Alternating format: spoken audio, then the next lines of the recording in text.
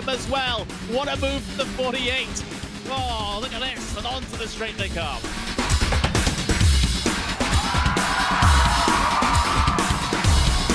Brilliant move there from the number 40 to make it through. That left-hander sliding up the inside, going up now over Hawthorne Hill, down Pilgrim's Drop, and it's brilliant stuff here at Brands Hatch.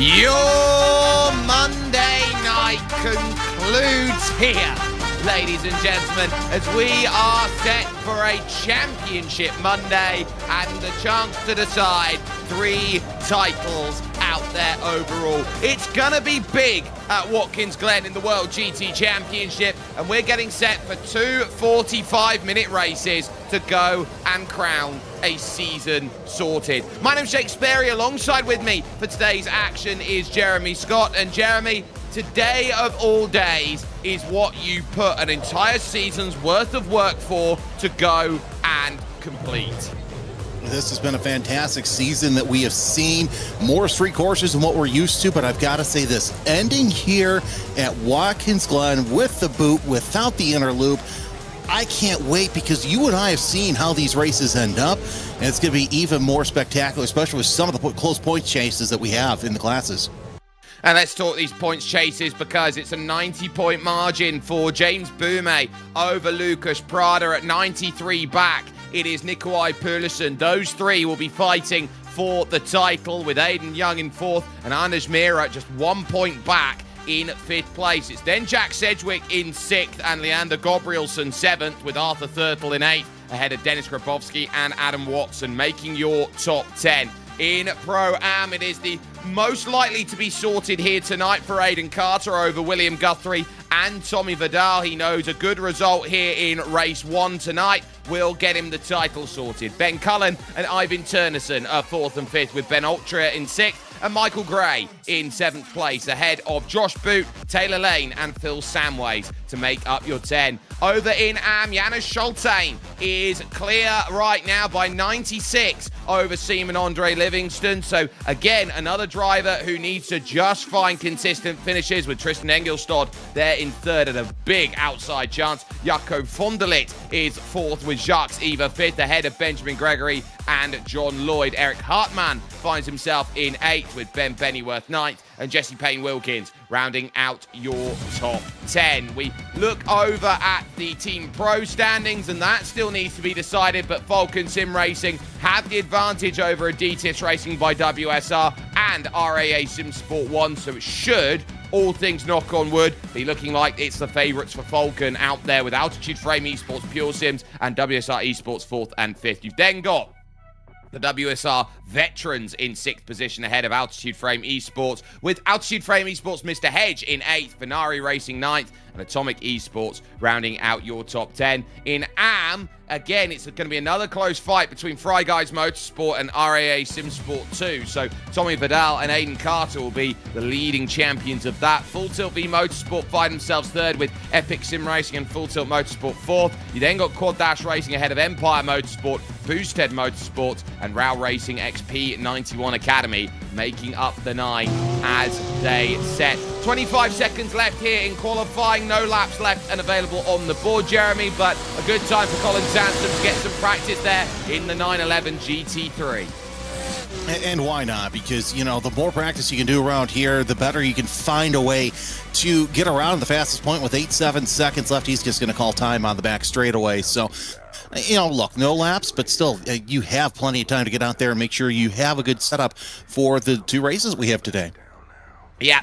And the best place to start in a race like this one is on pole position. And, well, good job for the reigning champion here, because your championship leader, James Boumé, has managed just that on the run. A 140.406 will have Aiden Young for company, buoyed after winning at the very difficult Belle Isle last time out. Lucas Prada will go from 3rd with Anders Mira 4th, and Nikolai Peterson then in 5th. They're all the championship rivals on the same line. Dennis Grabowski there, 2/10 shy in 6th position with Jack Sedgwick 7th, and Arthur Thurtle in 8th place as Axel Slijepcevic is going from 9th. And Adam Watson rounds out your top 10. Best qualifying in Pro-Am is Josh Boot of Empire Motorsport. He goes from 11th with Andy Shield there in 12th place. So that's a shake-up with Adam State and Tommy Vidal. Then in positions, Ivan Turnison and Taylor Lane make up 15th and 16th, with Janis Scholtain best of the AMs in 17th. Tristan Engelstad then alongside for Quad Dash Racing. It's then Leander Gabrielson and John Lloyd with Benjamin Gregory and Owen Neves. So Seaman Andre Livingston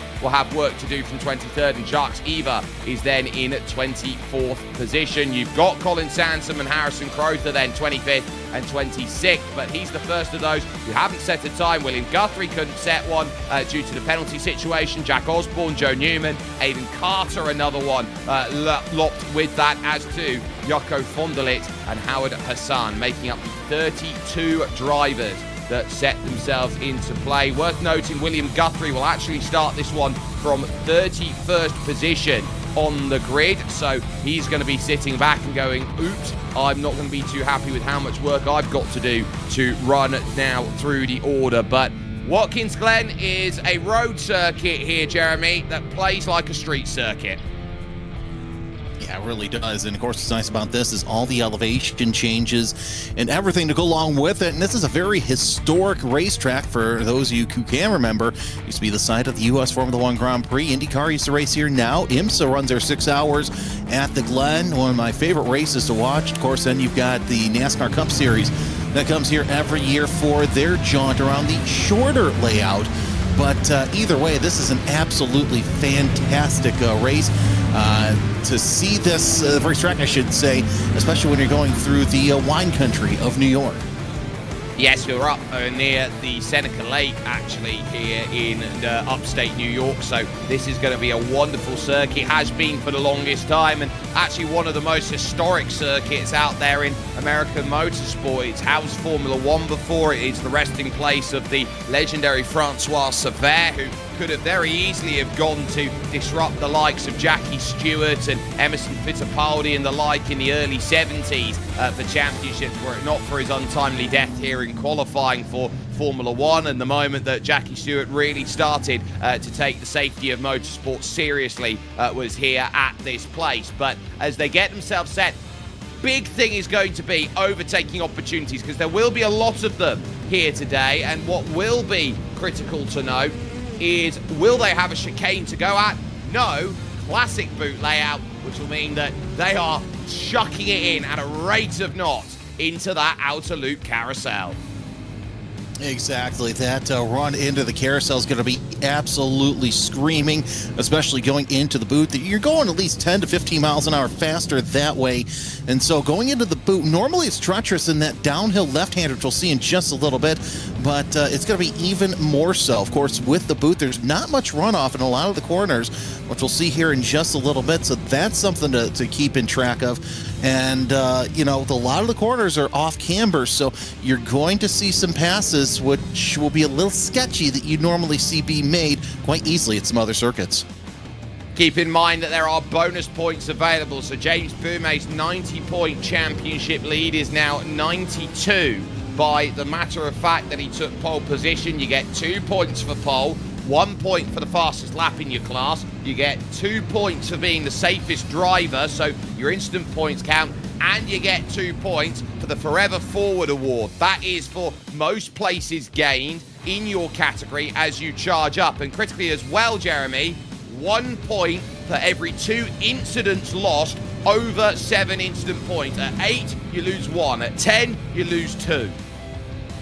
And the way this season's been going, that's going to be critical here for some of these points championships, because we've seen a lot of issues with drivers just driving it over their heads. We'll be honest with you, but you know, hopefully they've got that in the back of their mind. Of course, we have the drops that were applied, and something that's going to be interesting, Jake, this week, no drops whatsoever, so it's a straight-out dogfight for the points titles.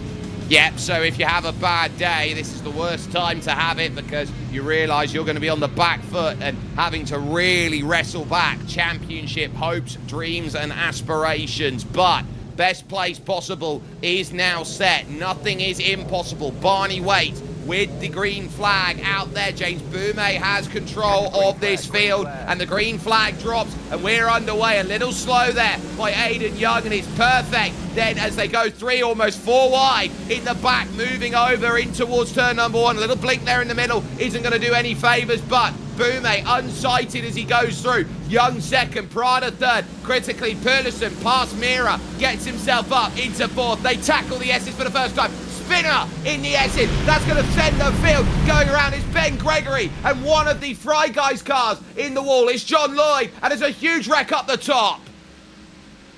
Well, more importantly, there are no safety cars, no full course yellows here, as there's more cars getting involved there. At the top of the S is Tennyson. He's done as he's got to get a meatball flag, and I have a feeling that's not going to be the last of them. But you see right now, James Boumet with a lead that Aiden Young now wants. Taylor Lane gets the meatball flag as they work their way through the boot. You see Grabowski and Cedric battling for 6th position. Cedric's a driver you really got to watch out for, as now they all decide to go single file through the heel, toe of the boot, I should say, as they work their way through to the heel. But a lot of fast cars already taken out. Shield, Tennyson, Gabrielson, and Neve are all in the pits.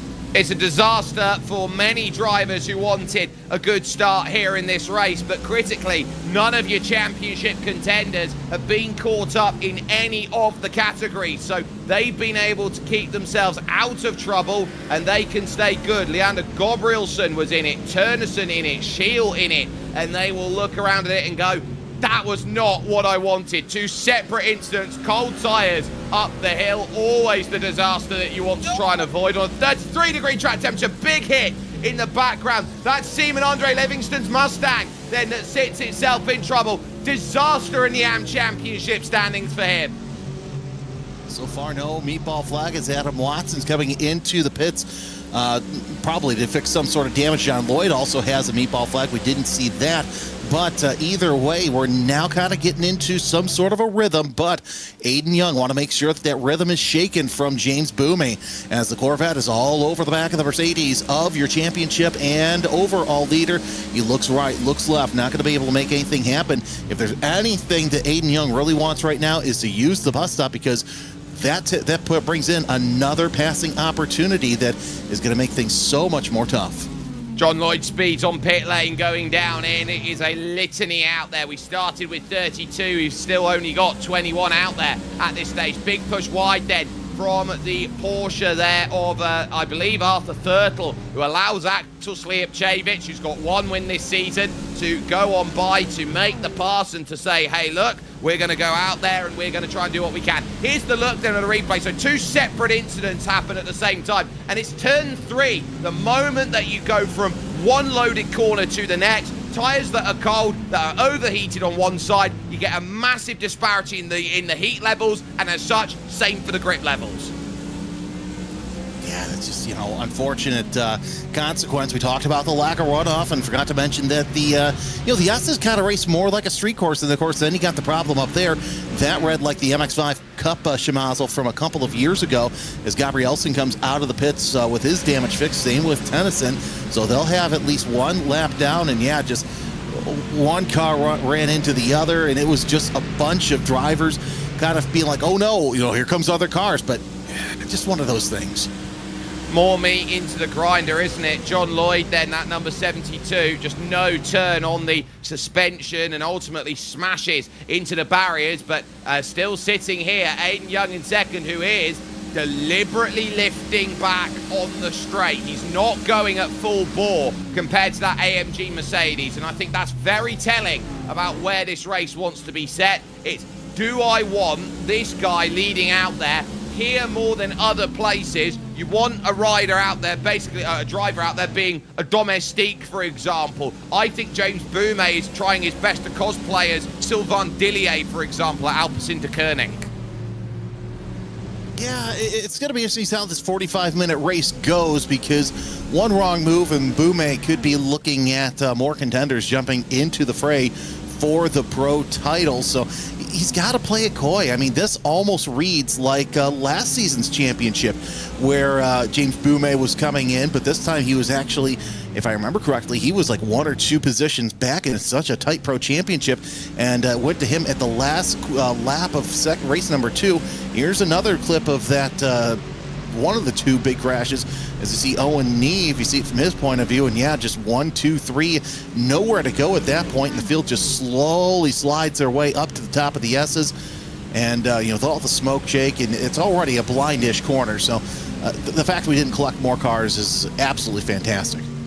Yeah, Owen Neve couldn't weave his way around all of that, and ultimately it sets itself as it is for the time being. So a lot of work to do. Your leader in pro right now is James Boumet. Your leading AM is Tristan Engelstad, who is in 10th. Harrison Crowther, by the way, through all of that, 3 laps, 15 places gained in the race. Tommy Vidal leading Pro-Am as it stands with the likes of Aiden Carter. And how about you make it a sweet 16 in 4 laps? Look at this. Easy done on Engelstad. And that's not something that you say too much. Let's see how close Engelstad comes back against Crowther there, going through into the boot. Look at how wide they go as well. Track limits, who needs them around here, as there's so much runoff. You can thank NASCAR for that one, and now they work their way around the boot. I'm kind of glad that NASCAR doesn't run the boot, because, Jake, could you imagine more runoff here in the boot? No, I don't want to see that. Nor do I. Can you imagine 3 miles of runoff then? Because you'd have that bit where it just drops away, and then they'll go out and use all of the track limits over at the heel of the boot. I think that's going to be the bigger concern for them if they were to run an area like this. Aiden Carter, he was right at the back, and he had to get his way through all of the issue of the opening lap, and sometimes a cool head does prevail. 15 places because of it, and that's the mark of a driver who is in Pro-Am. They don't make the mistake that the AM does, but the pace is the issue to stop them from getting to pro. Here in this category, out there, or this series, it's not about your overall pace that puts you in the category, it's actually your I rating out there, and I think Aiden Carter needs a few more officials out there, because he could challenge for pro. Yeah, I definitely think that he could finish for pro indeed. And, we joked about it. When you take a look at the one pro win that he had, the overall wins that he had earlier this season, Carter in the past year, I would say, the calendar year, I'm not talking about, this year, has really improved. I mean, there were some flashes of brilliance last season where, you could make the argument of Carter in pro, but I tell you what, Aiden's really making a case to make that promotion up to pro. If not this next season, the season after that, because you see how well Carter does in and around as he goes around the inside of Joe Newman around the carousel, and that's going to be an easy stick to the stamping down into the boot. But back to what I was saying, Carter, and I've watched Aiden in different disciplines as well. Doesn't matter what he's in, he's always going to learn it, and he's going to be fast. Yeah, he is someone who just gets better and better as races go on, and Aiden Carter proving that as he is now up 16 spaces of his own accord from 29th now to 13th place with those passes. I do note there was a bit of contact between Adam State and Taylor Lane down at the back of the field. That now means Taylor Lane has dropped the place in about 10 seconds as well. That was at the heel, but ultimately Carter well on his way towards a championship with the way that it's all lining up for him, with William Guthrie not taking the start. Ultimately, he knows his only worry is Tommy Vidal. Now, this is what happened to Taylor Lane. State dives the Adidas by WSR car down the inside, a little too eager to the inside, and ultimately Taylor Lane gets bumped across. Yeah, that's just one of those instances where you see that in the corner. Of course, your top three still hanging tight. Bume, Young, and Prada. 1, 2, 3. Pulis impact there. Trying to hold off Anders Mira. It seems like we see Anders in the 5th spot for the most part. I know that he's been kind of complaining off and on about the BMW, but look, he's been able to make that BMW actually work for him and has stayed up and running near the front. And that just goes to show that if he were to probably get into something like a Mercedes or even a Corvette, that I think Mira would be closer to the point, but really 5th place for him is not a bad showing. Yeah, and of course, they know that they've got an iRacing update next week with the Week 13 build that's coming along, so he'll be hoping there's a bit more love to that BMW, and maybe he can stay with it for another season. If not, he might be thinking about switching into a different manufacturer. But in saying that, I looked around at where the balance of performance was lying out there, and you take a look at, say, for example, the other series that's run by the World Sim Racing Group, which is 24-hour E-Series out there. There was a slew of BMWs up at the front. So I think that BMW might actually be a car that looks very good heading into the next build. No, I don't disagree, and I think we're, last year we saw a bunch of, it was basically the Mustang Cup here in WSR. This year it's been a mix, only one Corvette, but a handful of Germans, whether they be from the Mercedes camp, the Silver Arrows, or the other prancing horse, the Porsche. But I agree. I think that BMW, it's going to be their time next season, and we're going to see a whole lot of spec BMWs out there in the GT here in World GT. Well, Pedersen at 1 second back now is under pressure, and the question is it stick or twist? From Anders Mira, we take a look, driver's eye view, a couple back down the train, but it was a bump draft instead of an overtake there from Anders Mira, and that sets the mindset up quite intriguingly. I don't want to go for a move at this point, but I do want to offer up an opportunity. I want a chance. I want to try and get through and make this work. And at 55% on the fuel tank here, they're going to be looking at that limit where you've got a lot of full throttle here. They are all going to be turning around looking at this going, well, how long can I extend by sitting in the draft to someone else? That's the big question here, because there are a lot of straightaways where you're definitely going to be full throttle on the draft to somebody. And yeah, that 55% tank is a big question. Here's the battle for position right now. Ben Gregory trying to get side by side there as he kind of capitalizes on getting back faster, but Jack Osborne not letting him have that 20th position too quickly, as we're on board with the driver who took an early spin. Thankfully wasn't involved in any of those early crashes, but still the Boosted Motorsports 113 Mustang has had flashes of brilliance this season, and trying to improve and see what he can do here in these final 2 races. Yeah, after having that spin at the beginning, he'll be a little bit sheepish about it, and he's done well to actually avoid hitting anyone too aggressively. But with the likes of Jack Osborne in front, I like Benjamin Gregory. He's an experienced sim racer despite the nature of it. He's got damage to the front. That's why you can see the front's a little bit more pushed up than necessarily what you've seen from some others Mustangs that are running out there. But I think he's finding his feet. He knows what his pace level is, and I think that the fundamentals critically for Benjamin Gregory are all there. No, they really are all there, and that's no surprise. We've seen him run closer to the pointy end of the field. This season's just not working for him. You see Jox Eva trying to get around Janis Schaltain for position overall and in class. Schaltain taking that defensive line into the carousel. Oh, Eva trying to see if he can go high, wide, and handsome. Of course, behind him, Jaco Vanderlith closing in that BMW as they all decide to tuck in line, headed towards that boot. But Schaltain's been a good addition, as well as a Yanderlith. All the way through this championship. We've seen some great drivers come in and really do quite well so far this season, in spite of losing some big names, and that just goes to speak on the legacy here of World GT. And it's just the depth in the series. Doesn't matter where you are, if you can hold your own here, you're doing quite well. Exactly, and these two South African drivers here, Vonderlit and Jox Eva, are two that are hoping that they can keep building and improving as this season goes on. And more, we've seen this gone from a national series to an international series, and I think that's only going to help build this championship up better and better as it goes on, that more great drivers want to jump in of every bracket out there. This is a series for everyone, I would argue, even though it does posture as very competitive at the front. Pushing through, we see these two working out there as there's Slijepcevic there side by side with, I believe, Jack Sedgwick. Sedgwick on the inside in that Aston Martin. The Porsche working well, gets to the inside of the chute. Sedgwick tries to hold around the outside, loses half a car length, but will get the inside. He's pushed out slightly there. That could have been disastrous for the pair of them, and trying to cover the door off. Oh yes, Axel Slijepcevic slamming it shut on Jack Sedgwick.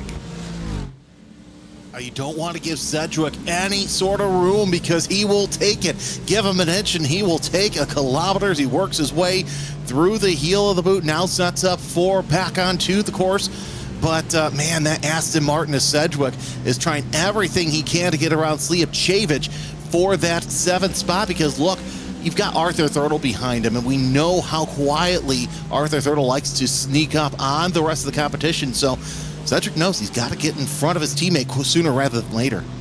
And if he's got to get in front of him, he's got to start moving, and moving quickly. Denis Grabowski's no slouch. He's a former pro driver with a pro stripe. So too was Jack Sedgwick. So make that both of them absolutely ace in what they deal with and regard. It is a train of 8 at this stage, split by 3.1 seconds, and nobody willing to budge, make a move, or want to shake off. And I think that's going to be very critical here. Everyone understands what the game is at Watkins Glen at a high level. It is, you don't pass because it's all about toe and slipstream. It's either you wait to the final lap, or strategy will help play it out for you to gain a margin. No moves again. Grabowski happy to make it 3-3-2 for your top 8. It's just nice to have that, because really the passes that you make come from the mistakes that the other drivers will make right there. Of course, you see right there, that's one of the areas that's very prone to make a mistake. That's why you see a tire wall on drivers left there. By the way, taking a look at the standings, Harrison Crowther, with all the issues that have happened ahead of him at the start, up 16 spots. Newman and Carter up 15 spots. So a lot of drivers still capitalizing on some other mistakes, and that's how you're going to get to the front. Of course, also with the mandatory pit stop, that's going to make things a lot interesting to see how drivers use the undercut or the overcut, and I think that we're going to see that strategy played out.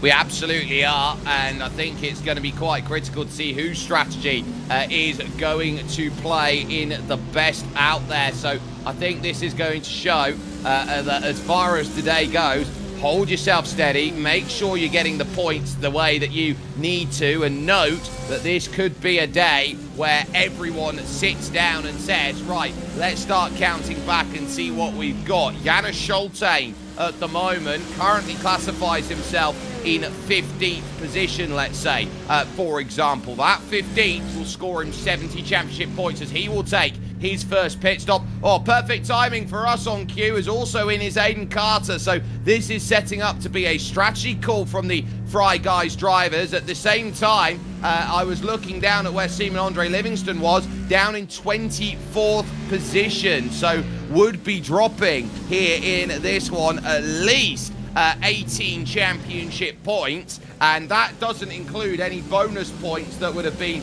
added on to the table. So I would turn at that. I would say that Janis Schulte is well on his way to being in an almost unassailable position for the AM Championship. The AM Championship, that's just going to come down to the wire, I think, as you watch this battle for the lead still, and the Fry Guys coming out of the pits. Already have a couple of drivers out, Tennyson and Lane. They're out of race number 1, so see if they decide to join us for race 2. Around the out of the boot, and yeah, you see the 3, and now that 3-2 in the back has turned into a 5-car pack. So that's going to be dangerous if Poulsen can take these guys and kind of close in. Let's see who decides to come and answer the call. Not many drivers deciding that they want to pit early. I have a feeling that these groups are going to pit as late as humanly possible without getting in too much trouble. But yeah, follow the leader here for the top 10. And if you want to talk about following the leader, it was back-to-back podiums in the real world for Nikolai Poulsen. Just a couple of weeks ago, he got a wonderful result of a second over at Gellerarsen out there, and so he's only behind Stefan Petrovic in terms of his real-world exploits. But now he'll look at the exploits of Anders Mira as 1, 2, and 3 stay as they are, and they're starting to move here, and posture and position. Mira gets the pass done side by side between Grabowski and Slijepcevic. Who's going to want to give up? There's no team orders. Then at altitude frame, those two Porsches pretty much door to door as they work through. There's a pinch. Here comes Jack Sedgwick. He'll definitely want to try and pick the pocket around the outside of Slijepcevic if he can get the drive off the exit. Can't. So Slijepcevic holds Grabowski, though. That's cost them a fair chunk of time. Well, what helped Cedric is Slijepcevic got all sorts of loose coming out of the circuit and right through into the boot. So a little bit of a wiggle there, but still, it seems like Cedric just cannot find a way around as he's still stuck in the back of this 3-car train. That's now 3-2-3 as they run right now third. Right in the back there, going through the carousel. We've had a car go around. And I think that's going to be dramatic to say the very least. I'm not sure if it was Leander Gabrielsen who ran into troubles. And there again is another hit to the side. But this is Leander. Look at this. Back steps out, bang, rear into the wall. But ultimately, that's it. So maybe might have just got away with one, except for the fact that the rear light casing there, that rear bumper is trying to sit off of the back then of the Norwegian's machine, and he knows this is one that he'd rather wish was an email. Vidal is into the pits now. Let's take a look at that replay as that back end just swaps out from under him, and that was basically it. At least he didn't hit the crash barrels there on the wall, but he's going to have to limp that all the way back into pit road. I think he's going to get back just in time before the leaders catch up to him as they work their way through the boot. And of course, there's a couple of drivers in the pits as we speak, and that is one of them that's coming out. And that's going to be Tommy Vidal is obviously in the pits also, but that's Tommy leaving. Everybody just trying to get their pits. Go ahead.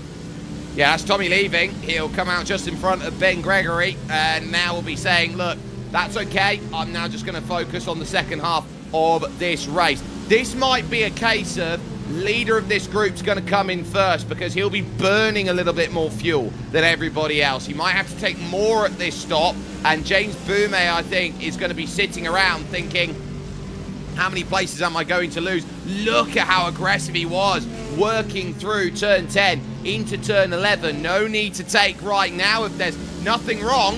The quickest way to go is you go from a full tank to no tank at all, and then just fill it up for what you need. That's exactly what he needs to do. Oh, there's a problem right there. That's Josh Boo with issues, and he's got to come in for a meatball flag. So once again, the tire walls, they're not too kind to drivers around here, and Boot found that out the hard way. Little bit of contact there with his teammate, and boom, just backs into the wall. Jeremy, what's rule 1 of sim racing? Don't take out your teammate. What's rule 2? Don't take out your teammate, basically. Yeah, you say it louder, because if you didn't hear it the first time... Don't take out your teammate. Come on. Exactly. And that's the ultimate issue then that runs through. And so the Empire crumbles. And Josh Boot will look around at that and go, absolutely not what I needed there. But I believe Joe Newman it was at the time he was fighting into the corner with. So at the moment, they will be having a look in the garage afterwards and go, what was all that about? Out the toe of the boot, along the sole, and over towards then the heel. It's Boume, Young, Prada, Mira, and Pearlison. And the way that Aiden Young's driving out there, I think he's driving with the confidence that he's won a race, and he is very much looking for the wheelhouse to go and get another, because he's had that taste, that sip of champagne, and I think he quite likes what he's tasting. Well, and that's something we talked about earlier on in the season, is once Aiden Young gets to the top step of the podium, the rest of the field's going to have to watch out, because I think that he could battle with the likes of Boume, Prada, and Poulsen, and indeed, he has, especially at the correct Detroit circuit. We're not going to talk about the downtown one because we all know why that's there. But either way, Grabowski is into the pits. And yeah, no surprise that Young was able to get the job done last weekend either. It's a shame it took so long this season for him to just try his hardest to find the top step of the podium, because he's found the podium multiple times. He very much has. So with Dennis Grabowski in, that's the first of your leaders making a stop. And at a circuit that's normally draft dependent, how critical would you feel it is, Jeremy, to have a partner to go and tango with how powerful this slipstream becomes? Oh, super important, because you definitely need somebody to dance with, because you will get swallowed up by the leaders sooner rather than later. I mean, because look, your pit stops, they're going to be about 13, 14 seconds delta time in the low 40s. And you got to understand, lap times are about 1:41, 42. So you're losing a big bit of time if you don't have anybody to come down pit road with you. I'll tell you what it has done as well. It has completely stranded Jack Sedgwick and Axel Slijepcevic. So if I were them and seeing that 1.8 second gap in front of them to Nikolai Pearlison, Jeremy, I'd pit. Oh, easily. Yeah, come in, pit, to get the service done, and take your chances. As Jaco van der Lith coming out of the pits. Looks like he'll come out around 17th, but Gabrielsen's still in the pits, trying to get that car righted, because really, any points are better than no points at all. Yeah, and so any points, I think, is the big key. I want any and every point I can get my hands on. And we do note that drivers can, if they run into troubles, go into the minus points out there over the course of a race. We've seen it a little bit over the course of this season. So no title effectively can be written until the final lap is turned. They're exiting the pits right in front of your leaders. Critical as Owen Need in the pits, I think, has just run himself into troubles. And no, it won't be. So where's Owen Need gone and run the problems in now? So he's going to be pretty much done. Yeah, in fact, he was in pits, but what was looking there is out of the pits was Benjamin Gregory, and critically, a little morsel of fuel saving there to use the toe for James Boume. That's critical. It really is, and really, Aiden Young, Lucas Prada, those are the two drivers sitting in the catbird seat right now, because they've been sucking on that draft of James Boume the whole time. And, look, James is probably like, okay, yeah, I have no problem leading, but at the same time, you're using more gas than I am. So, top five starting to break away right now is Mira trying to hook on to Poulsen. Actually, sorry, Prada, I should say, to close in on that draft. And through the sole of the boot, I'm thinking that the leaders are probably going to have to pit here in the next couple of laps. Would not be surprised to see them all dive in at once. And look, anything can happen here, and I think this is going to be a preview for what we're going to see for race number 2.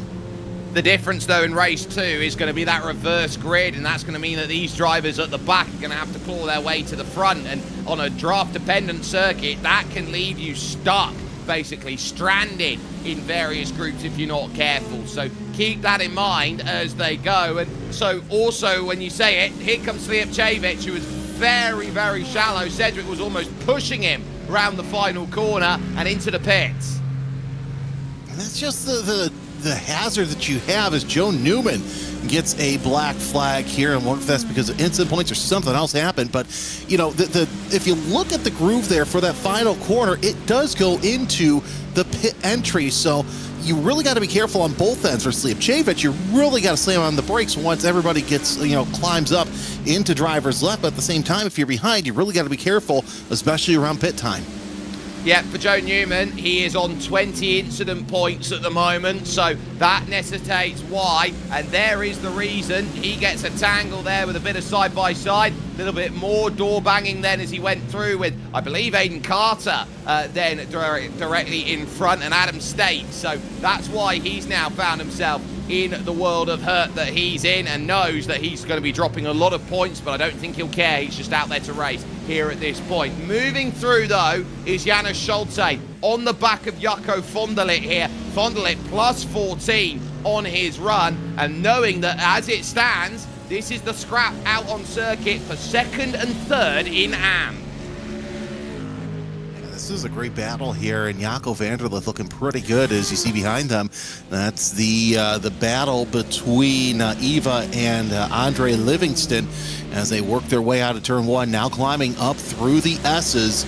It's going to be quite interesting to see if Schulte decides that he's going to pop out. He's going to look to the outside, and he's not going to give him much room here down the back straightaway. Runs alongside. That side draft really working for Schulte as they're side-by-side going into the carousel. And now Aiden Young brings Sedgwick and Thurtle with them into the pits. Harrison Crowther also comes in. Yep, so more drivers jumping and saying it's time, but Janis Schulte really having to work here against Jaco Vonderlit, who leaves the door open through the chute, and that's a lovely pass to get on up and to get that one sorted. Engelstad as well, your AM leader, down in the pits, actually was ahead of the Pro-Am leader for the longest time before making that stop. So they have just left James Boume out there. Prada's now got to do the chasing down with Mira and Pedersen on the back. But I look at where they have come out of the pits, and Sedgwick has come out of the pits then behind Slijepcevic and Grabowski. Aiden Young is a mile clear of all of them. And sometimes all it takes is you're watching Engelstad's pit time 15.6, little slower, so we're seeing some drivers do 12, 13 second pit stops coming down into the straightaway, and there's lots of battles to go, but we're watching the top four. They have yet to pit. Is this the time when they come in? If anything, I would expect Boume and Pulisic to come in together. Prada and Mira probably won't be too keen on trying to help Boume extend his points lead, but all eyes are on your points leader and race leader, James Boume, as he comes down. Looks like he's slowing indeed. He's coming into the pits. He's bringing everyone! Mira and Pulisic. Anders Mira was pushed down the lane. He's lucky he hasn't been caught speeding on the gun for it. And that is going to be very naughty from Nikolai Pedersen. He was desperate to try and be the latest on the brakes. That is going to put them in a little bit of trouble as they now look to try and find their marks on the concrete here to say, can I hit the brakes better than anybody else? Hit my marks and get up to speed. Pedersen then, I think, missed his box as well slightly as Prada, no way! Prada's caught speeding on the gun. My, how the turntables, as here comes Boume. He gets out first. 13.9 is his pit stop. Of course, Prada still being held in the box as he falls down the order. Boume, although he's going to have to race Aiden Young, who's got fresher tires coming up through the S's. Does Aiden Young have anything for the championship leader? He closes in, going to try and make a pass here on the back straightaway, all over the back bumper of that Mercedes. And of course, behind them, he's got Anders Mira. But Aiden Young, he's about ready. And Boume saying, you want to pass me? You're going to have to do it on the inside. And Aiden Young doing the right thing and kind of holding off, because at that point, you definitely cannot make a pass there. Oh, get it now. Side by side for the lead, heading into the boot. Here comes Aiden Young. He's your leader now around the boot. Can he keep it? It's brilliant in terms of the way he's managed it. Mira then sits in third place, and the key to that speeding wasn't for Lucas Prada there, Jeremy. A case of oh, I've gone 5, 10 kilometers an hour over. He was 1 kilometer consistently over, which is something that in the next iRacing build, they are going to patch out and say the pit limiter is going to be your best way forward. Yeah, exactly. So, man, if I'm Lucas Prada, I'm really kicking myself because he could have had a chance to get up on that podium as Grabowski goes around the inside of Poulsen, who sits right now in 5th place. And Poulsen trying to do what he can to make sure that Boumé has the best opportunity to win a 2nd title in a row. But you see that Grabowski going a little bit wide, so Poulsen going to try and look to the outside, not going to make it happen. Grabowski shuts the front door on him, coming off of the final turn, down the straightaway, 12 minutes left. Still lots of battles to be had, but I got to say this, Young is starting to open up a bigger gap between he and James Boumé. Yeah, it's now nearly a second here, and Aiden Young, I think, realises he's going to go, and Anders Mira realises he's going to have to go as well. And for Nikolai Poulsen here, who's in 5th place, he will be dropping a couple points as far as it stands to James Boumé, and not for else he'll be keeping a good mind on how his incident points look as well. See if there are any drops in that regard. He's got to absolutely motor. Now to the outside goes Axel Slijepcevic. Will he be playing spoiler here, as this will be a championship fought between the 2 Falcon sim racing cars? By comparison, Prada 13th, pretty much done for his championship efforts. Well defended by Poulsen. Will he turn it immediately back to attack here on Denis Grabowski, who's off into the grass? Then between the pair, has got to be very careful on the exit as he just caught some oversteer on the curb, trying to put the power down. Now Poulsen tries to cut him up and under. Slijepcevic, eyes bigger than the belly. I'm not sure he knows where to look. Look, I know the Porsche made tractors. I wasn't certain that they've made riding lawnmowers either, because Grabowski just completely mowed down a couple blades of grass coming off that runoff. Now they're side by side as they come out of the boot. Poulsen with the nose out front. He's going to try and go high, wide, and handsome, but Grabowski's going to shove him right towards the wall. Not going to make that happen. But here's the thing. Poulsen's going to have the correct line.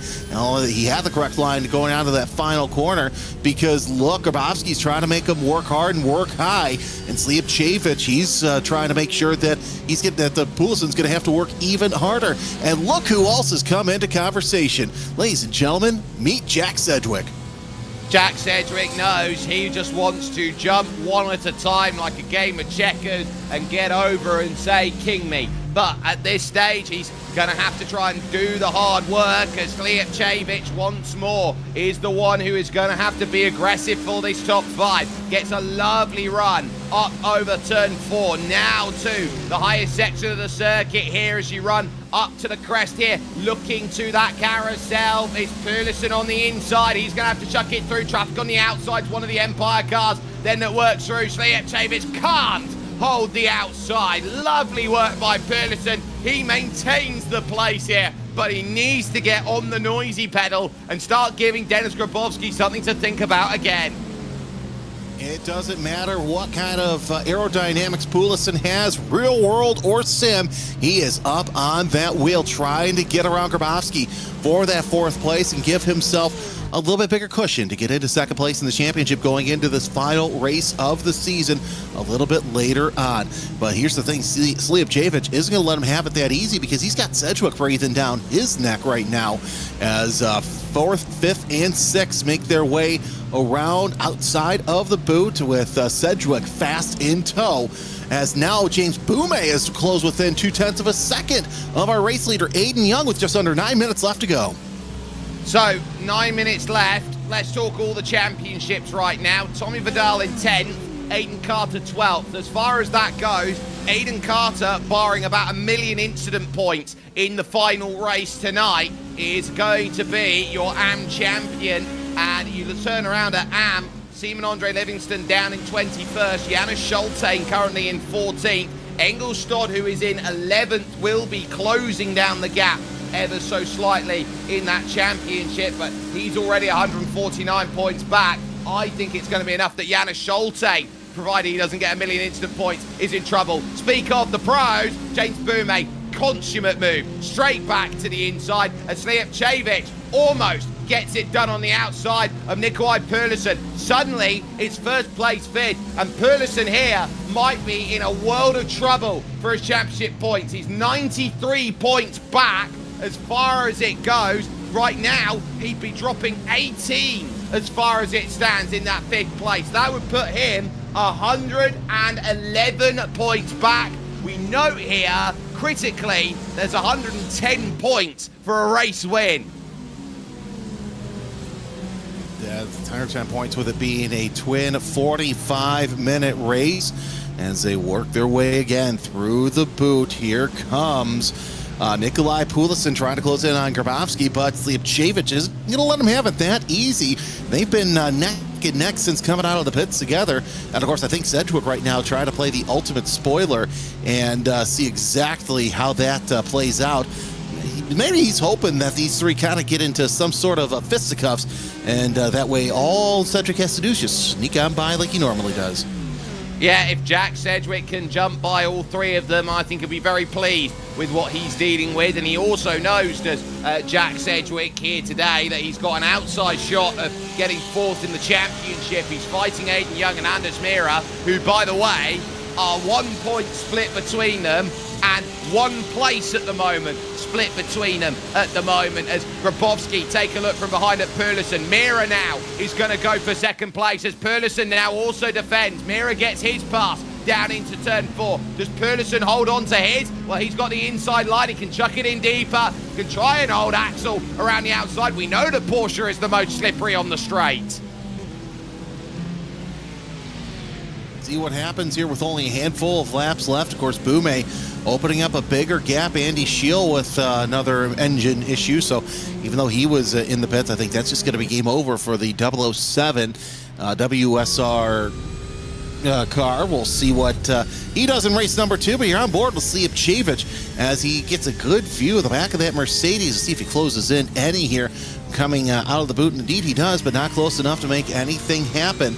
You would think that Grabowski would back up Pulisen. I wouldn't be surprised either way, but this battle for 4th place is just going to heat up even faster as Boume now opens up a 1-second lead to Mira.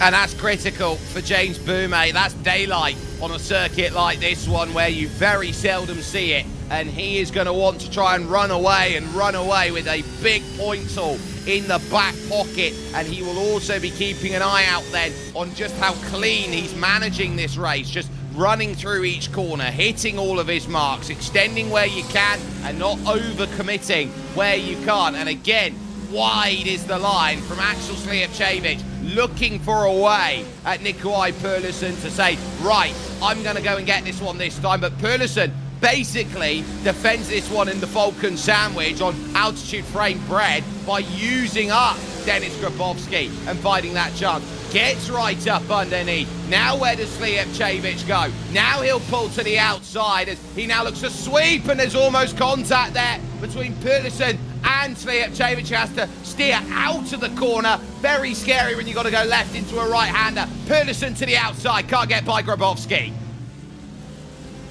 This is how it's been. Oh, look at the push that Grabowski is having with Pulisen, and now they're trying to go 3 wide through the toe of the boot, or the heel of the boot, as they work their way around it once again. And Pulisen, he's got a nose in the right line that he needs to get around Grabowski as they go side by side for position. This is for the 4th spot, and I think Pulisen said, you know what, I'm done sitting behind you, Dennis. I'm going to try and make my own way, as a little bit of a touch there by Grabowski.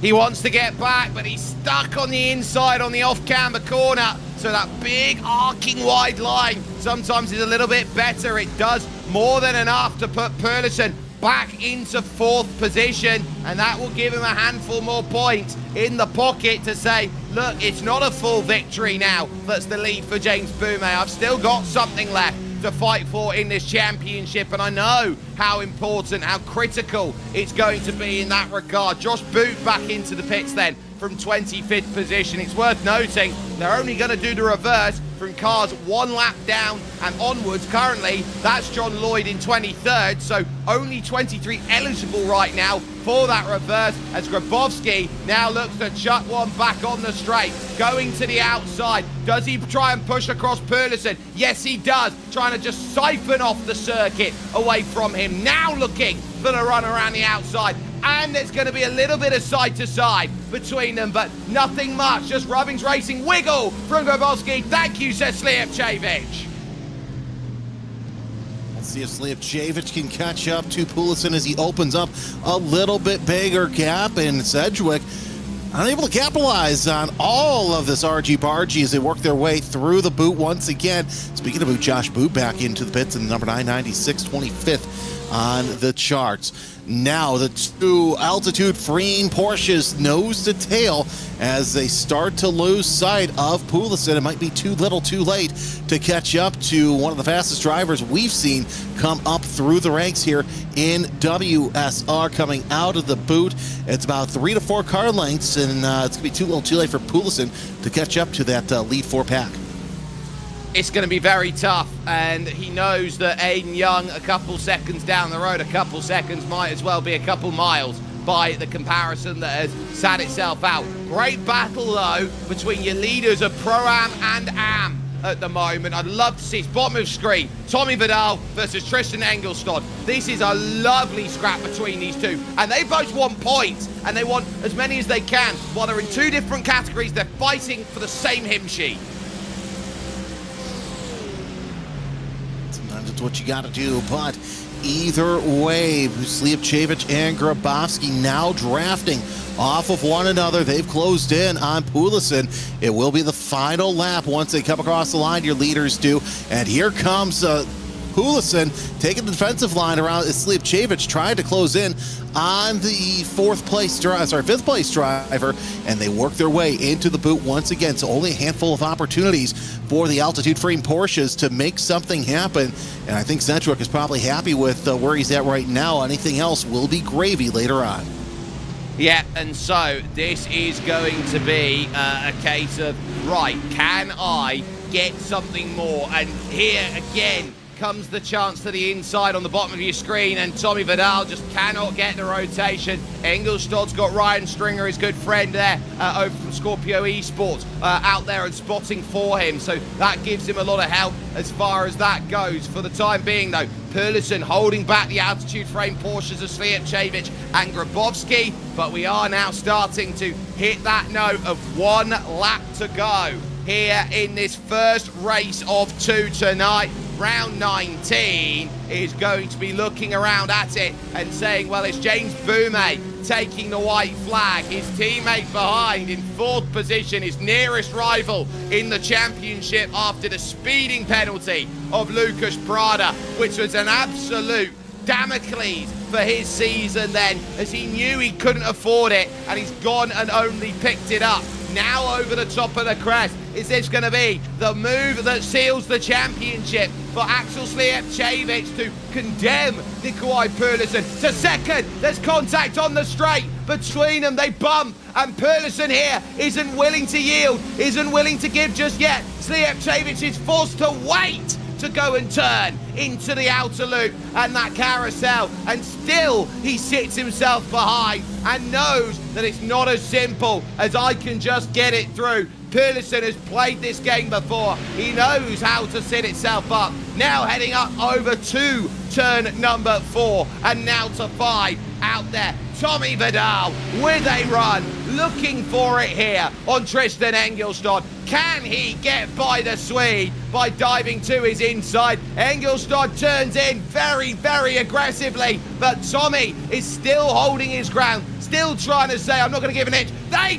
bump each other as they go into the chute. Is there still going to be argument on the exit? Yes, but Vidal's got drive out there. Final corner for James Boumet, and with just the exception of dotting I's and crossing T's, James Boumet is going to look back to back. Grabowski with a penalty. Then as he crosses the line, we'll give him an extra 40 seconds. Mirror second, Young third. Poulsen by fingernails keeps the championship alive to the final round. Oh, trouble, trouble. Engelstad black flag now in the final lap. Bang goes Vidal. And that's going to hand the win to Aiden Carter. How Carter missed Tommy Fast, I don't even know. There's your 11th place driver, and Engelstad's going to get a penalty as well. Looking down, Janis Schaltain Yeah, Shaltane's going to go ahead and get the win in the AM. So Fry Guys are going to win each of their categories as long as Shaltane keeps it on the track. Checkered flag is out. Aiden Carter is your winner in Pro-Am as we wait to see what exactly happens with the AM title. It's going to go down between Shaltane and Vanderlift, and Shaltane's going to get it across the line. With all things thought, Fry Guys just about have 2 titles now in their back pockets. No way Aiden Carter gets caught now with his gap. And now, with the way that plays itself out, Seaman Andre Livingston, who's been very consistent at finishing all season, he's in 20th right now as the battle continues on here with the final couple of drivers. Ben Gregory's got Jack Osborne, he's got by. Then on this lap, I would say that Janis Schulte has that all about wrapped up. Then barring a huge incident that takes him out of contention, Gregory just about fends off. Jack Osborne gave it a red hot go looking for it, and ultimately is not going to come out with what he wants at the end of that. A crazy race. They'll now add on the penalty points, so Denis Grabowski, he'll fall down to 10th after that one, and the likes of Engelstad will fall to 18th. The reverse, it's going to be 23, but it is still going to count as a full reverse grid because we've only got 23 within 1 lap, so it will actually be marked as 25, but ultimately John Lloyd will be the pole for the final race of the season. James Boumé all but secures the title now. He just needs a finish to confirm it ahead of Anders Mira and Aidan Young. Nikolai Perlison ends up 4th ahead of Axel Slijepcevic and Jack Sedgwick, with Arthur Thurtle 7th and Harrison Crowther in 8th place. Aiden Carter will confirm the Pro-Am Championship with his 9th place in winning class as Denis Grabowski gets a penalty on the final lap, which drops him down to 10. Lucas Prada in pit lane. That is going to sting for a driver of his caliber there in 11th as Adam Watson ends up 12th. Tommy Vidal and Janis Schulte are 13th and 14th, with Jaco Fondelit and Jacques Eva their 15th and 16th. Schulte all but confirming the AM title there as Adam State is 17th. Engelstad tried to serve his penalty on the last lap. Ultimately, it wasn't served, and that's a note for all sim racers out there. Don't serve your penalties on the final lap. You will lose more time than it's worth. Seaman Andre Livingston, 19th. Benjamin Gregory rounding out your top 20. Jack Osborne, the last on the leading lap for Atomic, as Colin Sansom and John Lloyd will be your front row for round 20 out there. Gabrielson, 4 down. Josh Boot, 9 down. Newman at 20, and then it's a litany of Pro-Ams all getting caught up in it here. Turnerson, Lane, Shield, Neve, all out. William Guthrie, a non-start, and neither was the AM Howard Hassan. So they just started and parked and had nothing to go for it. Jeremy, incredible stuff. I can't believe what we saw there on those last couple of laps. You know, we had a great battle for the lead, great battle for 4th place, and of course, for some drivers that went all for naught. Jack Sedgwick ruining his opportunity, saying, darn Porsche LMDH. So we know how he feels about that battle. Well, everybody knows that this is going to be a day of days, and it has marked itself with 1 race still on the offing. It's going to be on the other side of this one here, ladies and gentlemen. So stay with us here with the racing action that you've got with your World GT Championship. 1 more for all the marbles coming up after this.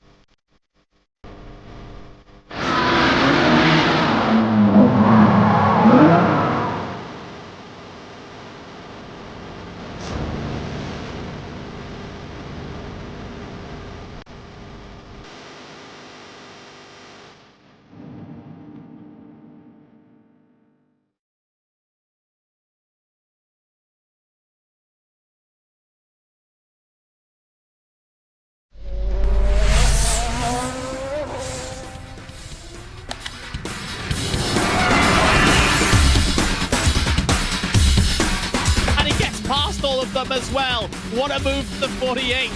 Oh, look at this, and onto the straight they come.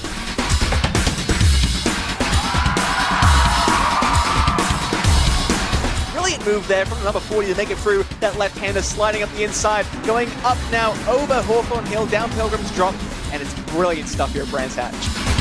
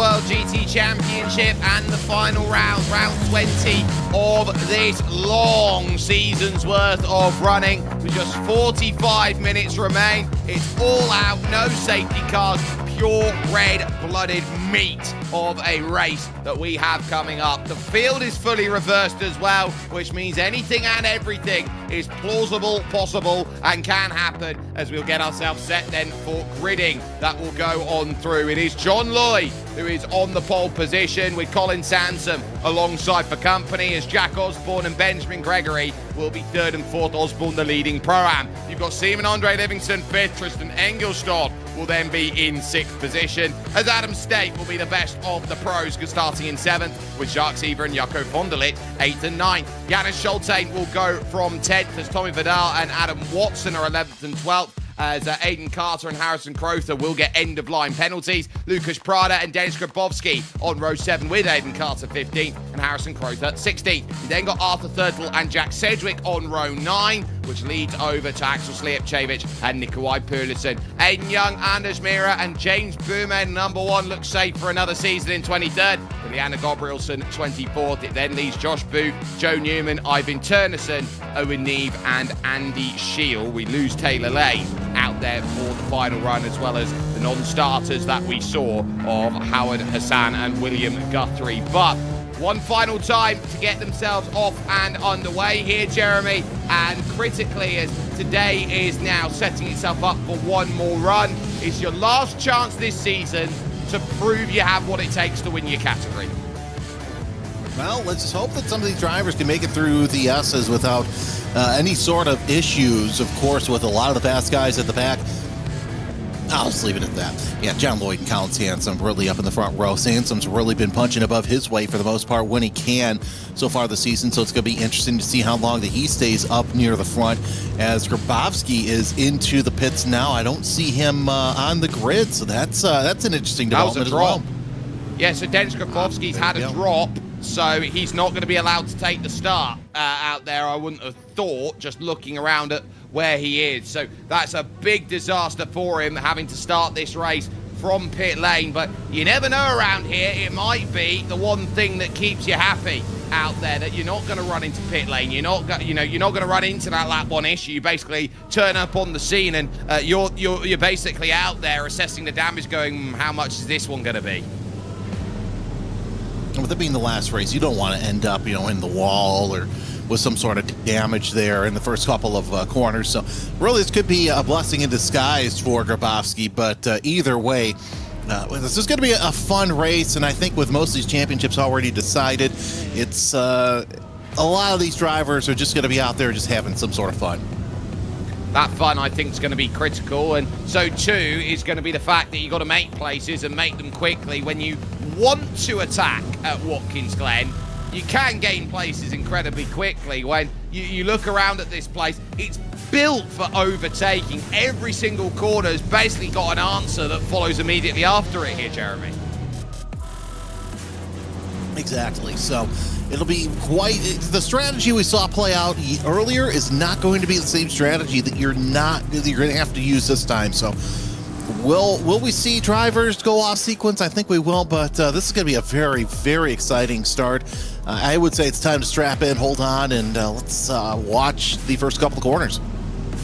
So we sit with 45 minutes left in this race. Fuel tanks are limited to 55%.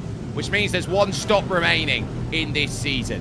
Your chances to score points, well, it's your last chance to get those, to mark down what you need before the next season will look to set itself back into progress. But it's who wants to come out on top in each respective category. John Lloyd in the 72 has the control of the field. Everyone can only go on his first whistle. Everyone else will be looking to respond on the second whistle out there as they look to go through the old gladiators that they are, looking to try and push for one final time. Working through then turn 11 And let's get the final show of the season underway. Pace car in, John Lloyd goes early, and let's get ourselves to racing. Green flag in the air from Watkins Glen. And how aggro do you want to be for your places? On the brakes into the 90 to start off the lap, and Lloyd is going to be unchallenged. He goes through. Livingston side by side with Engelstad, who's had a wonderful start here to this one, up through the S's for the first time.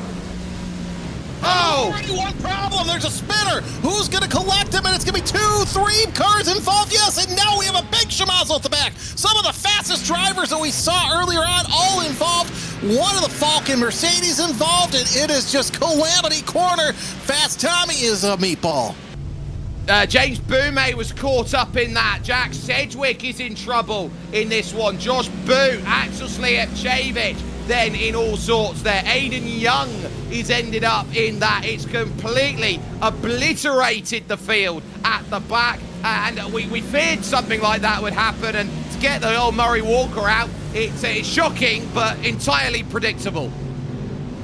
Well, even Ray Charles could have seen that one coming, but yeah, already Prada, Vettel, Crowther, Newman, they're all in the pits. Would not be surprised. Cedric's going to come into the pits. Would not be surprised to see Boot or Boomey come into the pits. But that's given John Lloyd a 9/10 of a second advantage, as now Ben Gregory closing in on Colin Sansom for second place as they come out of the boot. Adam State not too far away. But by the way, he's your leading pro as they work around in Watson. This gives a lot of drivers who really haven't had a chance to sniff the top step of the podium, gives them a chance to possibly now have their opportunity in the catbird seat. Their day in the sun looks very, very clear out there, and without giving too much away, I can confirm that over half the field got a 4X on that opening lap of the race. So that shows you how tough of a start it was, that everyone has got caught up in some way, shape or form. Big gainers out there. Perlison up 9 despite it. Owen Neve up 16 off of that start, managing to keep himself out of it. Up over the rise, they will come along once again. Gregory third, State in fourth. State now looking to go to third position to go and get this move sorted. Jams it on the brakes and gets the pass as Watson gets by Engelstad. Oh, wide, Lloyd wide. That's going to be Sansom to the lead. Yeah, Lloyd's going to fall back at least one, maybe two more spots as State and Gregory go around him. And Lloyd going to try and do what he can to keep Adam Watson behind him. But right back there, you've got a couple of cars who decide they're going to want to do battle. By the way, Boumé in and out 3.8 seconds. Thurtle, Mira, they're all in and out quickly. So Slijepcevic not involved, but Grabowski showed now in 17th place. So maybe that pit lane start was what he needed. State takes a peek to the inside. Adam State wants the race lead, and he wants to run away because he knows Adam Watson is quick behind him. There's some big lunges behind Watson, chucks it up the inside of the Fry Guys Aston Martin. John Lloyd can only look at that and say, well, not much more I can do about it except hold my ground towards, but a massive, massive start. Sedgwick out, Prada out. You look around and see that there are drivers everywhere who are hoping they weren't going to get caught up in it and have been. But right now, here for first and here for third, there's battles because Watson down the inside of Gregory. Adam State to the race lead. No surprise, it took only a couple of laps for Adam State to make his way into the point. Now Adam Watson closing in on Colin Sansom for that second place overall. And here's a replay of exactly what happened. It was just a little bit of touch of paint, and most of the drivers up front were able to involve, but oddly enough, it was the ones that we normally see up front that are fast that were not able to avoid that stricken Mustang. Well, the issue you got over turn 3 is it is blind as you go up over through 2 into 3. So you've got to be careful about the sight lines you go through, and you are hidden behind the likes of the catch fencing, the cars around you on lap 1. So it very quickly creates trouble. Aiden Young, he just tried to sneak the gap around as they went through. This was Boot who caught up Boomay in the midst of that as well and continued just letting the car roll, which I think was very, very naughty, and he's made 4 or 5 cars get involved in that as well. Eva then through on Engelstad, and oh, it's 3 wide here as they now push forward as it's Engelstad, Eva, and now Janis Schulte in the mix, and Nikolai Perlison, who took a mighty whack out of it in the race. He's now going to start thinking about, right, I'm just going to try and get this one at a time. Gets one, now he's going to look for side-by-side here with Jacques Eva. This will be to the inside of 10. Eva lets him have it, and that puts Schulte into the back, and Eva gets bumped out of the way. Well, that was a very questionable opening. Yeah, you want to let Pulison by as fast as you can because he's going to pass you at some point, but to leave that door open, Schulte was going to take it all day, every day. Now Pulison sets his sights on Ingolstadt, and it's only going to be a matter of time before we see Pulison make his way to the point as Josh Boot is into the pits. As you're watching Jacques Eva and Jaco Vanderlift nose to tail through the S's, the teammates. Guess what? Don't take your teammate out, and I'm not going to yell at this time because, you know, we've seen it time after time. We have done. It's just about how you manage not managing that, and Jacques Eva doing a good job of it as we go to your leading duo. They're pulling away here, both Adam State and Adam Watson. I'll tell you what, very good day at the office here, Jeremy, if your name's Adam.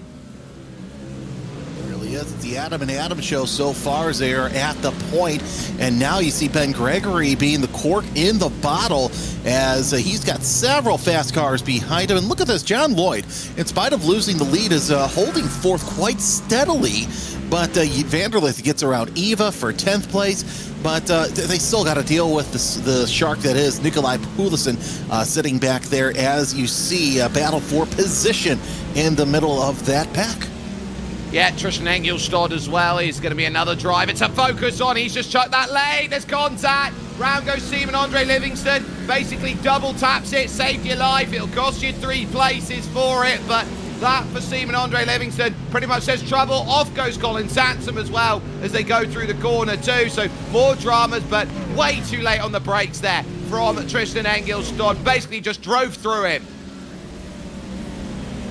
Oh, this is, I think drivers just know that, you know what, last race, why the heck not go for it? As Pulison tries to go for it, Engelstad shuts the front door on him in turn number 1.